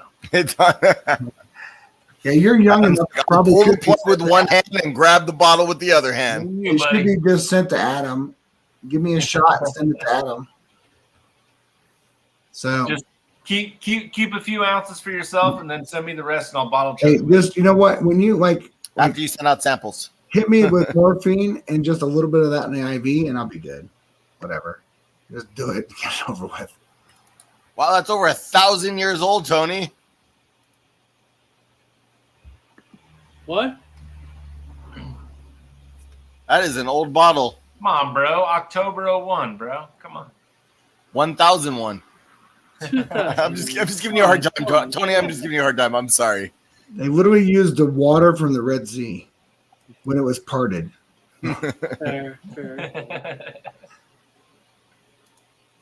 Now, I'll tell you what though, I'm still on this Lost Monarch, and it just is such an amazing nose. So Tony, are you ever going to crack that, or is that something that stays sealed? Well, that's something that I will open with my family this year, hopefully, if we got together for the 20-year reunion. Shane, are you still on the Monarch, or are you done? No, I'm still on it. Is that nose like turned up to like some like weird? No, and mine's still hanging out in the grapey world. Mine moved. Yeah. Mine moved past the grape. Daniel H went straight fucking scotches with his distilleries. Yeah, he said he was changing them though, or is this after he changed them? That's what he changed them to. Yeah. Why? What did he say at first? I can't remember. Okay. Or I didn't see it.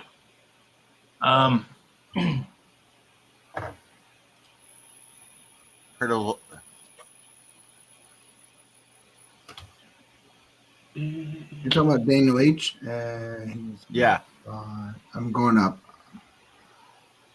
Here you go. This one. Yep. Yeah. And so if you're trying like some new stuff and you want to like really get out there and figure out some stuff, Daniel H is. Daniel and Zach are in that like Texas, Louisiana area, and they can find some really good Texas stuff. And Daniel is like Ben and like a couple other people, like they're definitely like no doubt about it. Like I gotta make a point about that though. If we're in an apocalypse and you're wanting to save distilleries that are over in another country, you're not doing yourself any favors. No. Because I can't get there. I can't get to another country. I'm assuming the bottles you have from that distillery. That's all I'm saying. Like, I get it. They might be good stuff, but I think you're overthinking it. No, it was. This is the situation. This is the situation. What are you gonna do? So I can tell you right now. So you just said like the best thing ever. What am I gonna do? I'm gonna hide and stash my shit. I'm going to take the weapons I have and go steal as much booze from everybody that's weaker than me. I'm going to shoot them down. I'm going to kill them. As many as I can. I'm going to shoot them dead, take their shit. Wow. Well, We're gonna make sure that I don't invite I'm you going over straight for to the Ohio, apocalypse. waving a white flag as I come in, and hope that you accept me into the bunker. So why do you like that so much? I'll be honest. I cracked mine, and I didn't really like the neck pour on that, Adam. So it was the high rye. Yeah. Is that the 10-year? Yeah. Dude, I don't know what it is about it. Honestly, it like hits on everything for me though. So it. Oh, Bardstown. Yeah. Same, Daniel H. That's why MGP would definitely be one. MGP.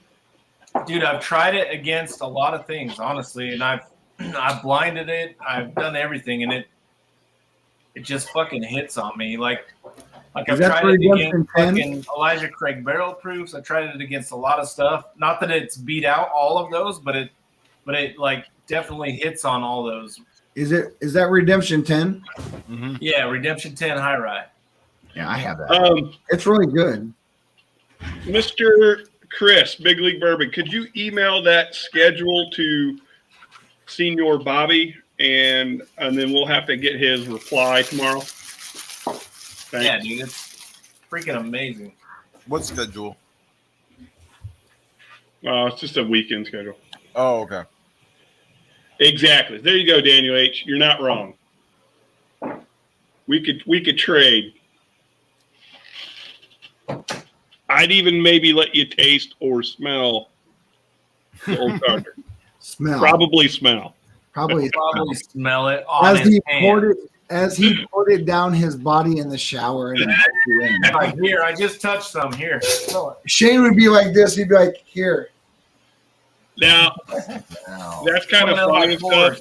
But in all honesty, if you poured it down your body, I'd be all over you like stink on shit. That's true.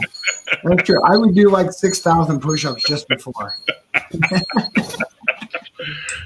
Oh, shoot. Dude, it's so fun. Thank you, Chris. So, Yeah, Bobby, Shane, check your email before you go to bed tonight, please. Shane, I gave a sample of this to Adriana, and she actually really loved it. Like, really? The high rye bourbon, yeah, she was all about it. It's like that's Like I said, I just did the neck pour, and it was one of those that I was kind of reluctant to buy because it was so expensive. And I'm like, but then I started reading kind of the mash bill stuff on it, and that it was MGP, and I'm like, all right, this has got to be pretty decent. But the neck pour, again, you know how it is. You get so many, you try something, neck pour doesn't that great, you move on, and then you got so many other things that you're getting into. And then every once in a while, I'll walk by it out there, and I go, I need to crack that open again. Dude, when you're drinking like the higher proof shit one night, just go to it and just give it a shot and be like, okay, all right, what is that again? Kevin. Good night, Kevin. Yeah, if you're on light, lower proof stuff, like if you hit it, like it might be a little alcohol poured or whatever, but yeah, dude, give it a shot again. I'll snoot some obtainium and then go after it. Think about berries when you drink it. Berries. I think Chris actually gave me that note, Chris Ledig, and it like hits every time I smell it now. It's like, damn, dude, that's so. What was the note? Berries. Berries. Like red berries. Like dingleberries. Fucking red raspberries. No, those are dark berries. Dingleberries are dark berries. You know, no one even opened that bottle when they were here over the Schlammering. Shane, I just responded to my email. Okay. I'm going to have to jump off here in a minute, Bobby. Yep. Thanks, Bob. I got to get some sleep. Sleep? You know, like, what is it, like 11? I gotta go too. I got midnight my time. Midnight. 2 a.m. That redemption, Chris. I had the 10-year high rye. I don't think anyone got into that over the 11 Tito's. No, I didn't get into it because I had it. When I was at the Schwammering, I did the things I didn't have. Of course. Yeah, we didn't open a lot. No, not at all.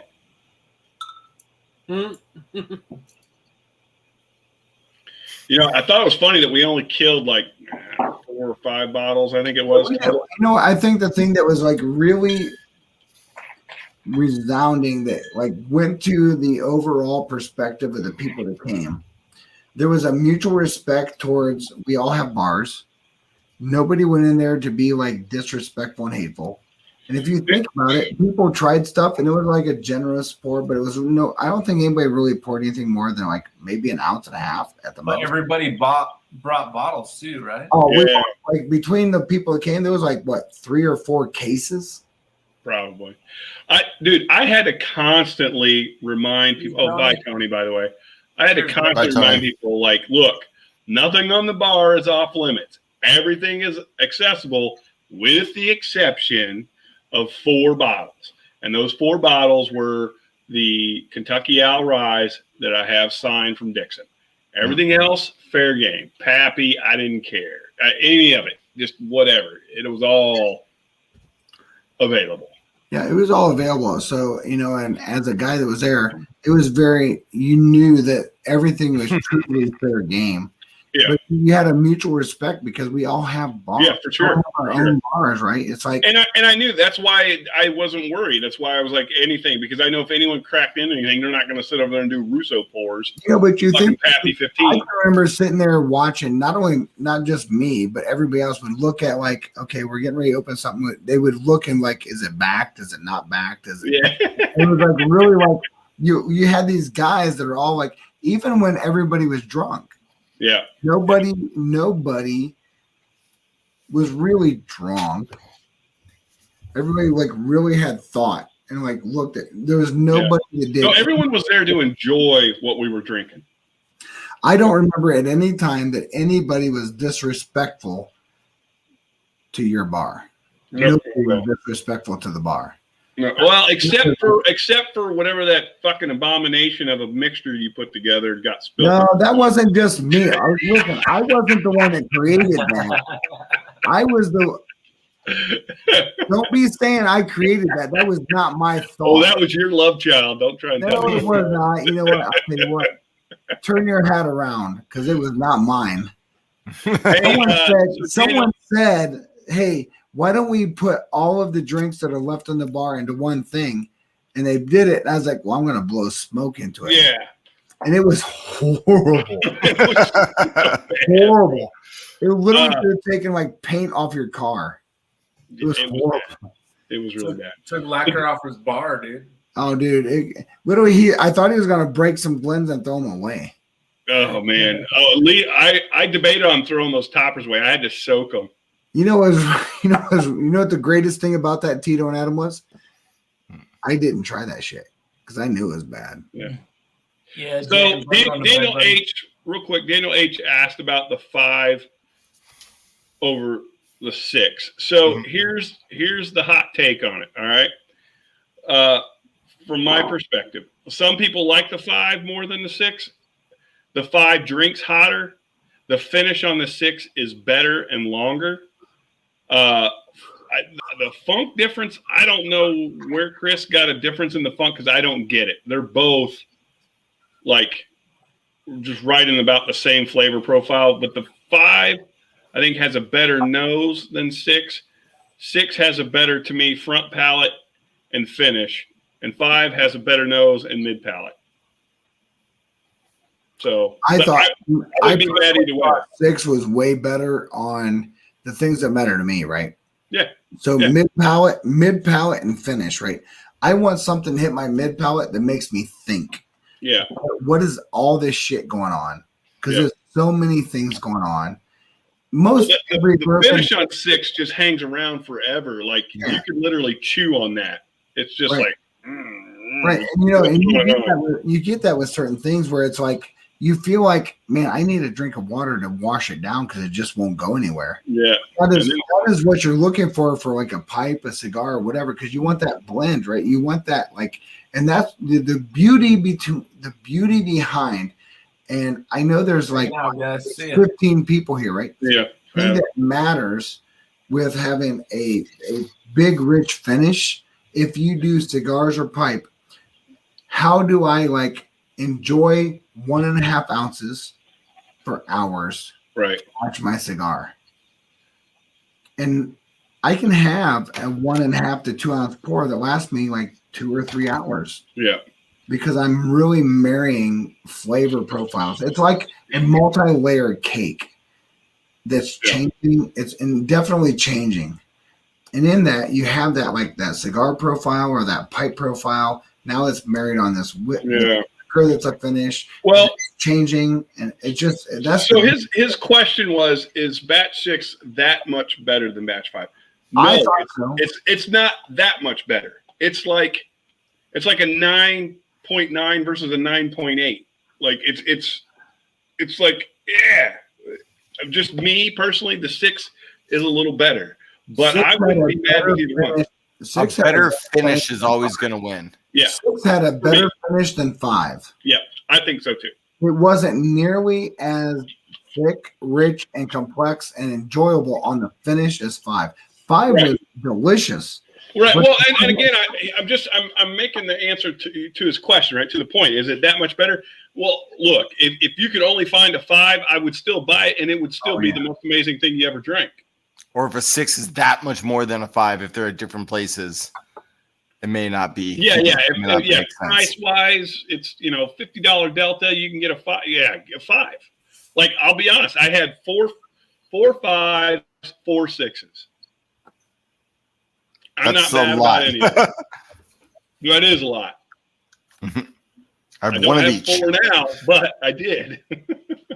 Well, I think the thing that's about that, right, is just it depends on what you really enjoy. Yep. In this group, you're talking about Shane, Tito, and me. Yep. You have cigar and pipe smokers. Yep. You're looking for a finish. Yep. Would 5 disappoint? Absolutely not. It would crush most things you've had. But 6 is better for a finish. Yeah, Daniel H., you did not lose. You didn't lose. Wow. If you can go back and get the 6, though, I'd get it. If you can afford it. But yeah, you didn't lose. You did not go wrong. There's a lot of people that pick the 5 over the 6. Oh, and it's but it's so minute. It's just like it's just some little detail that they like it better for. I think honestly, right, Shane, if we think about it, it was about a 50-50, right? Between 5 and 6. Yeah. I mean, there are certain things like I think the nose on 5 smacks 6 around. But I mean, it's just one. Either way, dude, you the fact that you got one, either one is awesome. Congratulations. The problem is like when and if the day comes, I get one. Me and the guy will probably smash it in 2 days with cigars, and it'll be done. Yeah, exactly. So exactly. I will tell you this, Mr. Daniel H. Where is Dan at? He's in he's in Texas, right? He's right in the Texas-Louisiana border. Oh. He has like some great. He can find some shit. Here, I'm going to put my email address. Dan, email send me your address, and I'll send you a sample of the 6, and then you can determine yourself which is better. Daniel deserves it because Daniel is like not only like an incredible supporter of the Tubes, he's right there in the hunter, finder, gatherers, and sharer guys. Oh, that's a great price. Yeah, that's what I got mine for too. That's awesome. I paid $179 for the ones I got out of the last batch. I will say this. That's what I got 4 of my batch 5s and 2 of my batch 6s for. Then 2 of my batch 6s I had to get from Ben, and up in New York they charge like I think I paid $250 for those. And I mean I wouldn't mad. I would pay it because they were that good. But yeah, the first ones I got were $169. So email me, Daniel H., your address. I'll send you a sample of that 6, and you can try it with the 5. Yeah.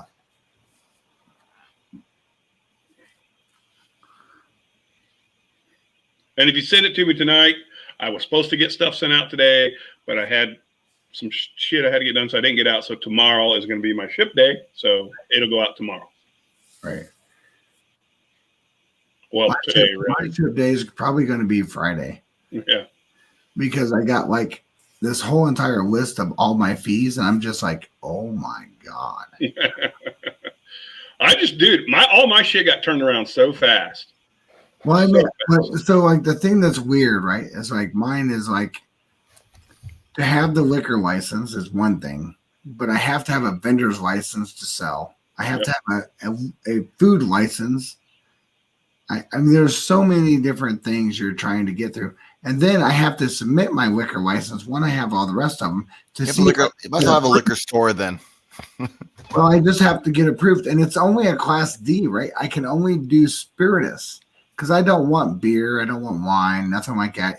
I will literally just have a whiskey tasting experience that I can sell and do a whiskey bar. Now I can do anything I want. Flash glory hole. Period. Slash glory hole. That's what Shane likes. So, but I think that's the thing there's just like you run into weird complexities like insurance. Oh, holy hell. Yeah. It's insane when you're doing like this. Like your insurance, you think of like insurance as a general thing, and then you look at insurance like that, and you're like, all right, what? What? Well, yeah, it's because you've got a legal system that's always looking to sue. So as a business owner, you better be prepared because they're going to come after you for everything. Oh, I know. And it's like, trying to find, first of all, you have to find someone that would even insure you. And then when you find Tell them to look up like 5-6 posts. I put it again.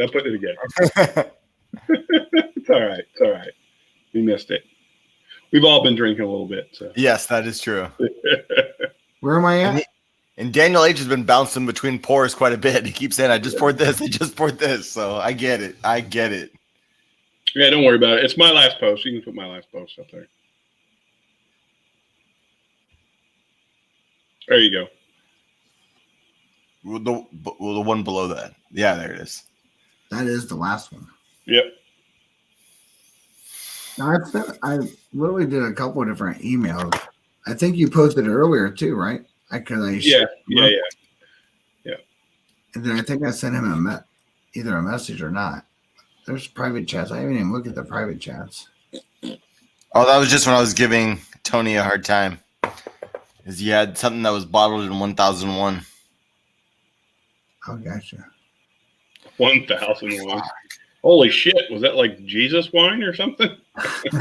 No, he meant 2001. Well, we made that comment earlier. It's like, that's the water from the Red Sea when Moses parted. Exactly. That's salty as fuck in the Red Sea. Oh, yeah. So I'll tell you like a really fun fact, right? When you go deep into the Red Sea on a naval vessel, it's one of the most intriguing things because at night you can go out, it's pitch black. There's nothing out there. But the salt is so dense. If you look over the bow, it's fireworks. Yeah. It's like a sparkler under the water because the salt is like striking the hull. And you can really look over and you see like it looks like a sparklers just shine. And during the day, you're literally chased by nothing but dolphins in the front of the bow because they're trying to outrun you because they think it's fun. Yeah.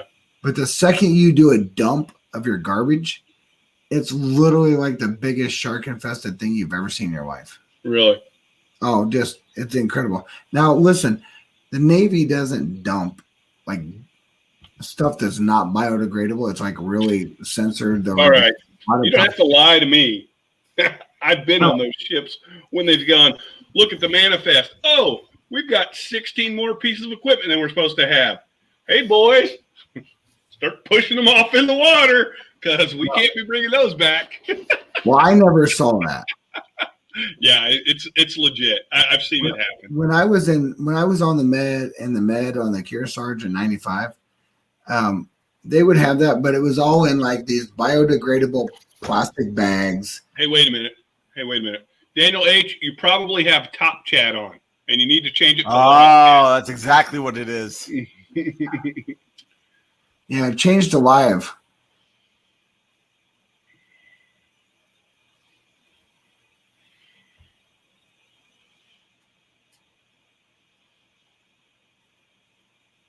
Oh yeah, you jumped in your live chat. Yeah, that's what's happening. But yeah, so I did a big project for the Navy for what they called the ASDS, which was the Advanced Seal Delivery Sub. And it was a little 4-man sub that attached to the top of the Virginia class sub. Yeah. And we had to go do a sortie. It was basically a trial sortie in the, what is that? Strait, the Bering? No. Was it Gibraltar? No, it's over in the Bahrain, over by Bahrain. I can't remember. Anyway, Bahrain would have been deep into the Red Sea, over towards like the. Good night, Chris. Yeah, cheers, Chris. It wasn't the Straits of Hormuz. It's over there in Bahrain. Anyway, it doesn't really matter. I had to go over there because I was one of the principal engineers on the project. So when they did their sortie and then they came back, then I had to ride back to port on the ship. And they had literally 4 extra knee mills on the boat than what the manifest said they were supposed to have. So they literally just kicked them off the end of the boat. So Bahrain is in the Persian Gulf. There you go, Persian Gulf. Persian Gulf. But it was that area where we were. It was a strait. It was some strait. I don't remember what strait. There's always like straits, right? Yeah. So anyway, they literally started pushing equipment off the back of the boat because they had more than what their manifest said they were supposed to have. Yeah, I'll tell you a funny. What would happen if they came back with? They fail an audit, and then the whole ship gets under scrutiny. It gets real bad. Yeah, it's bad. So the thing is, right, when you're talking military, right, because I had like a really big expense budget. However, you must spend it all. Anything you don't spend the next year, gone. You lose. Yeah. So it doesn't matter. Like, you've heard the stories of like paying like $200 for a screwdriver. That's real. Yeah. That's real. Because you stupid why they do it. Yeah, it's stupid. But you have to blow the budget. If you don't, you won't get the budget the next year. And next year, you might need something that falls in that budget. Right. You have to blow the budget. The audit situation is such that it's not that having discrepancy is a problem. It's that the person that finds the discrepancy has to do all kinds of paperwork. Yeah. And he's pissed. And he is going to make your life hell because he can shut your whole ship down and you all have to get all. I mean, it's a mess. So it makes everybody happier just dumping it off the side of the boat. Exactly. It just sounds crazy though. It's like the weirdest thing, right? So I went in and I was at 8th Combat Battalion in 93. Yeah, 93. And I got put into what they called the tool room NCO, the non-commissioned officer in charge of the tools. And you had to have like every different, you were the guy in charge of everything that had to deal with the entire 8th Combat Battalion. Tools, every piece of equipment, everything. And when I walked into that, the guy before me didn't have any records. And so I had to forge months and months. It took me to forge records. Yeah. To show stuff. So that when I went before so you have 2 different things. You have a phasmo. You also have a CG inspection. And what they do is they both come through and they're looking at do you have the records to indicate that you've done proper maintenance cycles, and do you have the records of everything you've bought, everything you've purchased, and all that stuff. And I had to forge it all. So I spent 2 months, and this is honest to God, true thing. I sat with Top Bolden, which in the Marine Corps, Top is a master sergeant. And he sat there and like grilled me every day on how to absolutely 100% absolutely lie with conviction. Yep. I was going to stand before the base. The biggest base in the United States Marine Corps is the 2nd Mardiv in Camp Lejeune. There's nothing bigger than Camp Lejeune's 2nd Mardiv. And you have the commanding general coming in. He's inspecting you. Yeah. How big is Pendleton compared to some of the other ones? Is that like tiny? Is that big? The Marine Corps is really weird, right? We don't have very many. But in the scale of big, Pendleton is big, but it's different because Pendleton also has the recruit depot. Okay. So if you take the recruit depot away, the actual biggest in the overall scale of fleet is Second Mardiv, which is Camp Lejeune. That's where a big portion of all your infantry, all that kind of stuff. So you have the Mardiv, which is the Marine Division, Second Marine Division. You also have your MAGTF, your the SRIG, which is your Surveillance, Reconnaissance, Intelligence Groups. You have your MAGTFs, which is your maintenance.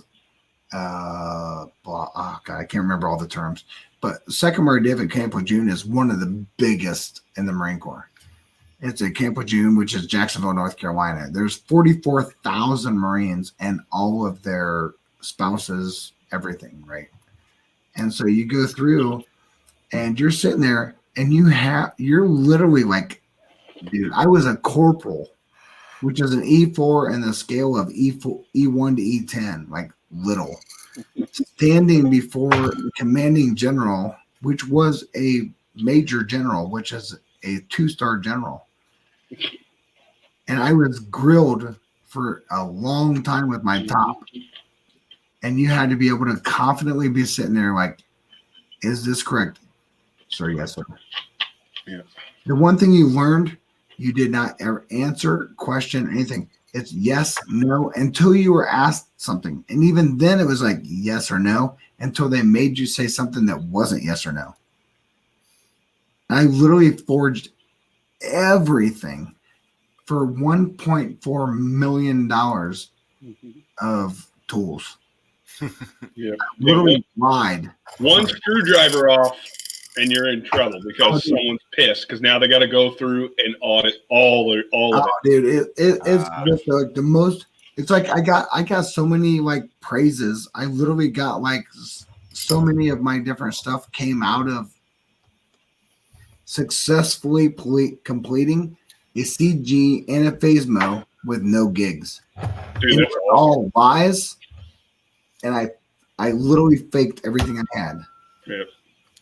Because the guy before me didn't keep any records. He didn't do anything. How did he get away with that? There was no Phasmo or CG inspection. Yeah. He got in and got out before the inspection happened. Yeah, and my top said when they came to so I was telecommunications electronics, right? So in order to get into that, you have to have like a really, not everybody gets into what I did. And we went in there and they were like, hey, we're going to pull him out. We want him to do the tool room because we have to do some stuff. And then literally I only talked to my master sergeant. And his job was to grill me on how to properly, intelligently, and confidently lie. And we did. We literally did. I literally forged every fucking record for the last 4 years for an upcoming CG inspection. And so after that, I went to a different unit, right? They were getting ready to stand a CG. And when you're talking about the infantry, they don't have nearly as much equipment. It's really small scale. Where when you're talking about battalions, like your communication battalion, you have like a platoon. The platoon, when I was the tool room NCO and 8th Combat Battalion, I think I was accountable for like $4.5 million of assets. Wow. When I went to like the 3rd Battalion, 8th Marines, it was like, I don't even know if it was $1 million. And so I went there and there was a staff sergeant in charge. It was his job, not mine. But I just stood and passed like with high grades. And he was just a complete cocaine smoke, fucking snorting fucktard. Really fucktard that snorted cocaine all the time. And I was in there and they were getting ready to stand their inspection. So I had to kind of like stand back because I just came in. So they didn't really put me in charge of anything because they were just getting ready to do it. And the guy that would have been me for the unit, he was doing his stuff. And I was like sitting there and like they're talking and this stuff. And I was like, in my head, I'm like, yeah, all of the things you're saying is wrong. So I walked over to the staff sergeant at the time, which is only one rank behind me because at that point I was a sergeant. I said, you know that like what you're telling Gal It was Lance Corporal Gal at the time. I said, you're telling him as a tourum NCO what he's saying on his records is wrong because the 4790.2 Bravo, I still know all this bullshit, says that in Appendix D, you only have to do maintenance inventory on something every other year if it's not being used, if it's under lock and key. And like he was like, "Oh, you challenge me?" I was like, "No, I'm just telling you." And he got really nasty with me, and so our platoon commander and all that stuff made me the platoon sergeant, which put me over everybody because there was no way I was going to work with this fucktard cocaine sniffing fucker. So I mean, but Shane's right. You have to lose shit. It has to be gone. It can't be there. Just sounds crazy. But it's a fact. Like literally, someone would be like, "Why do you go to the range for 2 days and shoot 10,000 rounds? Because if you want more rounds, it's got to be gone." Yep. Sad. And we're shooting everything. Literally, I mean, not my TE weapon. You know, when you're talking about your technical equipment, your terminating equipment, you literally, as a platoon sergeant, I had an M16 / a Beretta 92 FS, which was my sidearm plus my thing. I literally went on the 249 SAW. I went the M60, the M50, the Mark 19. You're blowing up as much shit as you possibly can to get rid of it because you won't get it next year if you don't. And so you'll blow up shit for like days. Now, granted, there's nothing funner than blowing up shit. You're blowing shit up. And you're just like, dude, we just literally blow up all kinds of shit. But if you don't, you won't get it back. So, I mean, I think it's the same with any expense budget, right? I've learned this in my like post-military career. You better figure out a way to blow shit because if you don't, you ain't getting it back. You know, Shane knows what I'm talking about, right? You have to get your. It's horrible that it's that way, but it is because it's because accountants is really what it is. It's the people that are doing the number crunching. Mm-hmm. They're lazy. They're fucking lazy. I mean, that's just what it is. And so anything you do that makes them have to do more work, it inconveniences them. And if you go in and say, okay, I need $1 million, and then come back and say, oh, I need another $500,000, that's more work for them. They don't want to do it. They don't want to do it. So companies you say $2 million and blow it all. Well, right. So yeah, that's what you do. You say, well, I think I might need 1.5. So I'm going to go ahead and say I need 2. And then November, you're fucking writing POs like it's your job because you're like, I got to spend this because if I ask for $2 million next year and I really need it, they're going to say, well, you only spent $1 million this year, so we're going to go ahead and only give you $1 million again. Yeah, I can tell you right now, when I was with 8th Com, my master gunnery sergeant, who's like the most senior enlisted guy you can have at a com battalion, he's literally like, buy every single person here a Leatherman, buy them this and buy them this, and keep the records because they needed it, and buy it. Mm-hmm. And you're literally like filling out all this forms and all this stuff to buy this. You go into this area and you buy it. It's like, I'm here to buy this. And you buy shit that there ain't no reason they need it, but it's got to be sold. You just got to blow the budget. Yeah.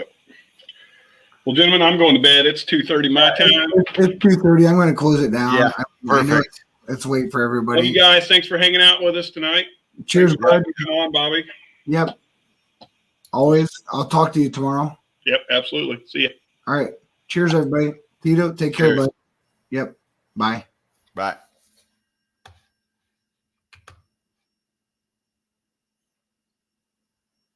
I don't think he ended the stream. I don't know if I can end the stream. Is it still going?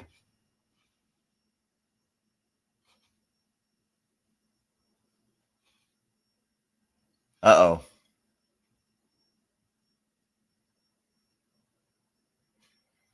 All right. So, do I dip out? Will that end it? the Tito show now. No, I don't want to do that on his thing. All right. I'm going to leave the stream and I guess see what happens. I don't want to leave the stream and have it still running, though, and then there's no one in. Let me text him.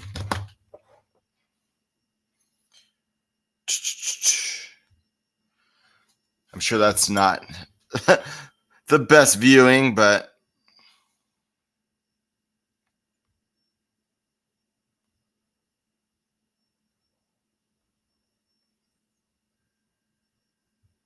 He's just on by himself. Just What do you still? there you are. I was still here because the YouTube was still going, and I didn't know if I left, if it would end the YouTube, or if that would still be running. So I was texting you to get back in here to end it. Oh yeah. So like someone sent me is like Tito's still on. I was like, what? Yeah, because I think you need to end it, don't you? I did end it, and you didn't end it. You left the studio. Oh, as though you were on someone else's. You need to end the stream. Yeah, that's funny. Like Daniel's over here cracking up, like Tito's still on. I was like, yeah. All right. Yeah, I was like, it looks like it still says live on StreamYard, and I still have a picture. You know what I did? I left the studio. I didn't end the podcast. You left the studio like you were in Livewire or something like that. Yeah. All right, man. All right. I'm leaving now. So you're in here alone and let you end it. All right. See you later. All right, bye.